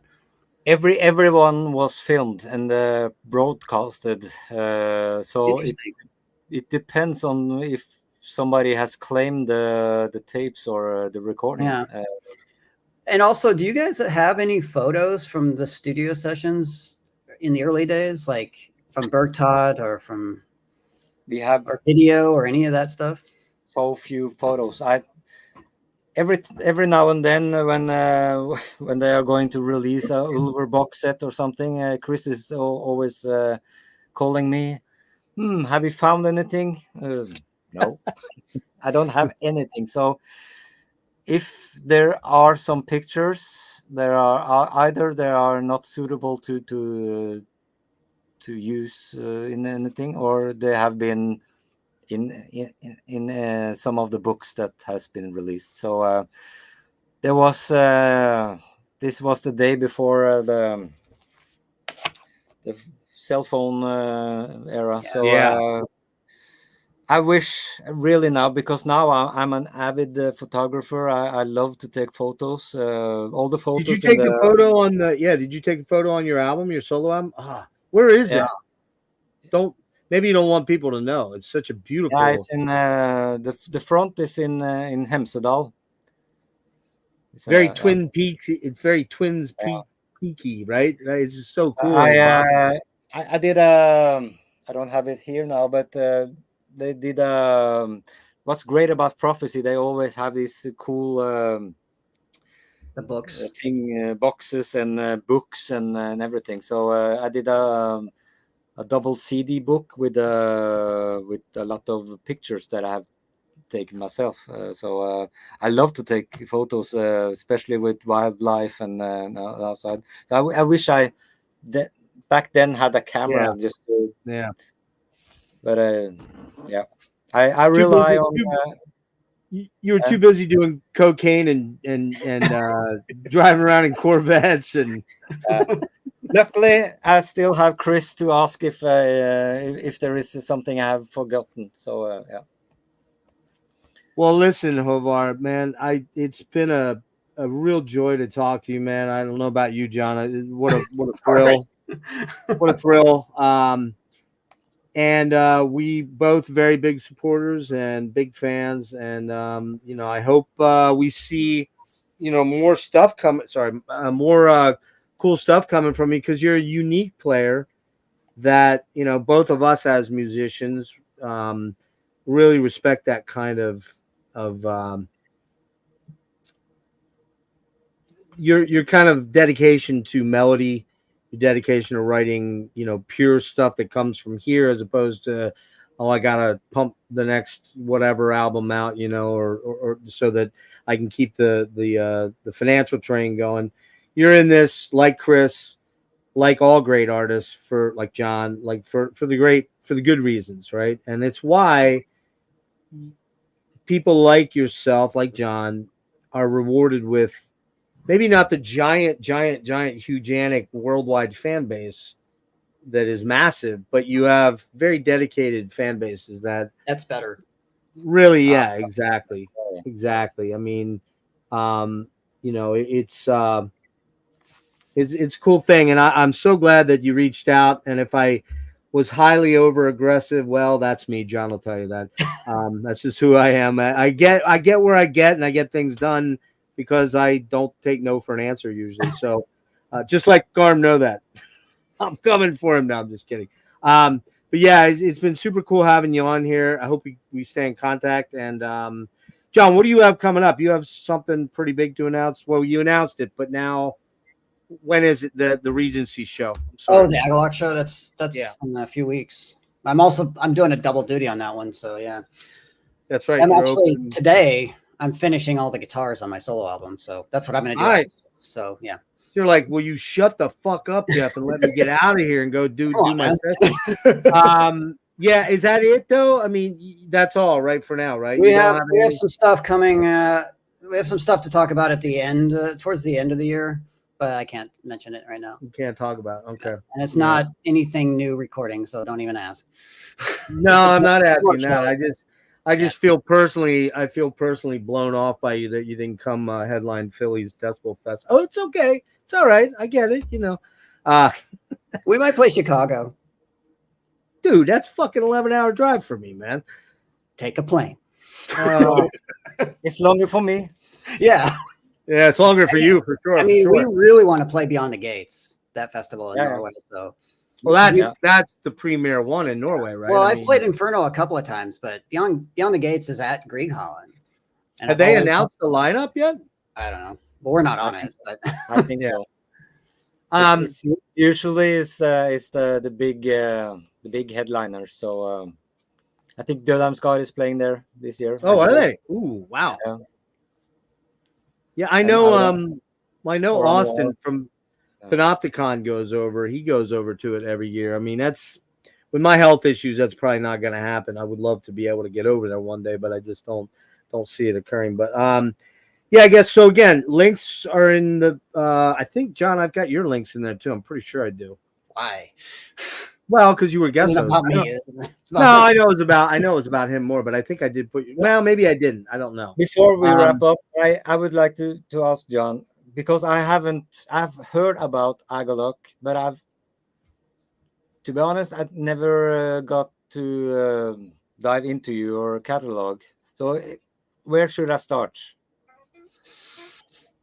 Oh, yeah. I mean, you can start at the beginning. There's a huge Bergtodd influence on the first album, at least. We kind of made a career out of ripping you guys off. Well, I mean, yeah, there is a bit of it. I mean, but I mean, it was Bergtodd was that album that really just blew my mind. When it set the pace. It was the pole setter in a lot of ways. It was Bergtodd and Heart of the Ages, the In the Woods album. Those two albums were just like with us. And we also had a lot of other influences like Fields of the Nephilim and Swans, and Another Norwegian band, Zeigman, was a big influence on us. They started again. They just did a show. They started again. I would love to see them. Yeah. But yeah, they were actually a big influence as well, and you can hear that. So it's like our first album is kind of a mixture of Bergtot and Zeigman and Catatonia and Fields and Nephilim. So we're kind of a bit of a soup, a bit of a stew of influences. A lot of people say that The Mantle is the best album to begin with. That's where I came in, and it is kind of it's the pole setter for me, although I really love Ashes a lot, man. Ashes. I want to start with that. Okay, but I love it. I love that album. But I mean, really, there's no mediocre Agalloch album, just to be honest with you. And we also did we did a Neil Folk EP also that you might like, called the White EP. It's mostly acoustic. That's true. It's very much in that vein. Yeah, it's very cool. That's a beautiful album. I mean, and you guys, how many EPs do you have, John? I'm 7 or 8, something like that. We have put out a lot of EPs. Yeah, there's a lot of 5 albums, but we had like EPs in between all of them. Yeah, sometimes we did like 2 or 3 in between albums. So, and John's very much a music nerd. You know, music nerd in that, you know, he can go from listening to, you know, psychotically horrific whatever Mayhem or Diamond Agalloch or something like that, to Talk to Rush to, you know, I mean, so you know, you can hear a lot of those dynamic influences touching. I think Chris and myself have a lot of similar musical taste. It sounds like that. Yeah, and that was the thing that kind of drew me to Ulver originally too, is it, especially the old interviews. You know, he would name drop stuff that like he was into Coil early on. I just got 3 Coil albums and just ordered Ape of Naples on triple vinyl from Infinite Fog. Great stuff. But it really, like, I was into Coil back in 1990, and so it really shocked me when I saw Dold Vord Ens and he had the Coil on his leather jacket. Yeah, you know, so stuff like that. I had for ages. So yeah. What's funny is I had in 1997, I actually painted the Ulver logo on my leather jacket, and I still have that jacket. Cool. Right, you sent me a picture of it. That was really cool. Yeah, it's weird how far we go to what lengths we go to align with our tribes, right? So Håvard, we kind of wrapped up with what you've got going on. Your links are down below. Guys, go out and support this guy. Buy some of his CDs, albums. You know, give him thumbs ups and likes on Instagram and all that stuff. You do have a YouTube channel, but you don't really do much on it. There's a couple things posted, right? I've been meaning to maybe do something, but do some tutorials, man. Do some cool tutorials. Takes so much time. Nah, you just set up a freaking iPhone and go, man. It's nobody needs. Maybe I will dust it off again. I'm gonna be on you now, John. John knows. I try to be good at Instagram, and I understand that it's a necessity to be on social when you're doing band and stuff. But it's hard, man, to finding content and. Yeah, that opens up a whole can of worms about whether social media has good benefits or whether it's fucking the in my opinion, potentially the end of humanity as we see it. There's good and bad, but I wouldn't know you guys if it wasn't for that. I wouldn't know Don, started off. And if I probably wouldn't have started listening to Agalloch if I wasn't here, because now I feel that I have a connection with the band, because I'm not great at listening to music. I rarely find new music. I'm very boring when it comes to that because I'm too busy with my own music. So I sit right and I normally listen to radio or I listen to some old stuff. Stuff you've always listened to, right? Yeah. And I think we definitely got to get you hooked up with some of John's music because I think you'd really. I think that hearing where he is coming from and his influences, I'm sure that and at least if it's Bergtat material, then no. But I think it's I'm looking forward to diving into the catalog. Yeah, I'll get you guys in touch. I'll get your email to him, John, or something like that. Plus, I mean, I have to say, my favorite Ulver album is actually Shadows of the Sun.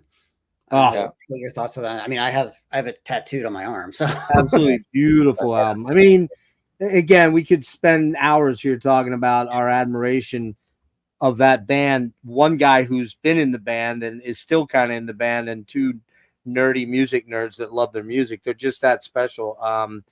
But I got to let you guys get out of here. So real quick, wrapping up on my end, couple things to announce, some cool stuff coming up, man. I got a lot of shit coming up, crazy stuff. So on February 1st at 1 p.m., I've got Rob Lamoth coming on. Rob, if you don't know him, did an album. Well, he's done 3 albums now with Vivian Campbell from Dio. Actually, it was one of Vivian's first post Whitesnake things when he was recording with Coverdale. It's a band called River Dogs. Man, this guy's voice is absolutely mind fucking bending. He's that good. You have to check this guy out. John, I think you'd like a lot of Rob Lamoth stuff, quite frankly. So he's coming up at 1 o'clock. Forgotten Metal Gems Thursday night with Dennis. We're coming back. We're doing the catalogs of Fields of Nephilim. We're the first 3 albums. We're doing the first 3 albums. We're not doing the Morning Sun. Oh, I see. You're welcome to join. You're welcome to join. I'll talk to you about it afterwards. But you've had enough of me. I mean, let's be honest. Come on, man. Everybody gets enough of me. Anyway, yeah, so Fields, we're doing Fields Blue Murder, which is John Sykes' post Lizzie thing. And then we're doing Devastation from Texas. What? And Nasty Savage. Yeah, I'll talk to you about it. We'll talk about it. Wait, hold on a second. Are you gonna have any of those guys on? No, we're doing reviews of their studio catalogs. Oh, okay. No, I wish I could get Carl McCoy on. Are you kidding me? No, I'm talking about Devastation because no, I haven't reached Edward's responsible for me being into the metal underground, basically. Well, I haven't reached out to any of those guys, but you know me, I kind of do that shit. So you'll find him. See. Huh? You'll find him. Maybe I will. Okay, so that's the first also. And then I've got Christian from Necrofire coming up on February 5th at 3 p.m. They are opening the Decibel tour that's going out in late February with Holder, Worm, Necrofire, and there's one other band I'm forgetting. I can't remember who it was. I'm sorry. And then I've got Brian Tatler from Diamond Head and now Saxon coming on the 6th of February at 11 a.m. Those are the ones I can announce. I just got some confirmations coming in to Devil Master. That was it. Thank you. Thanks, Andrew.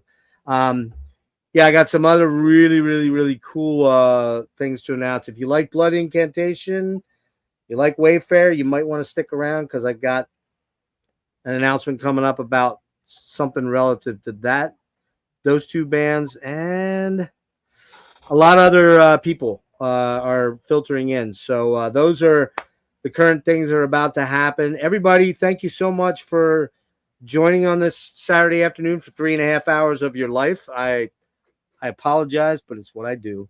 It's what I do. And thank you so much to John and Håvard for graciously giving me all their time. You guys stick around for 1 second. I'm going to sign off now. Okay, everybody, peace out. Take it easy.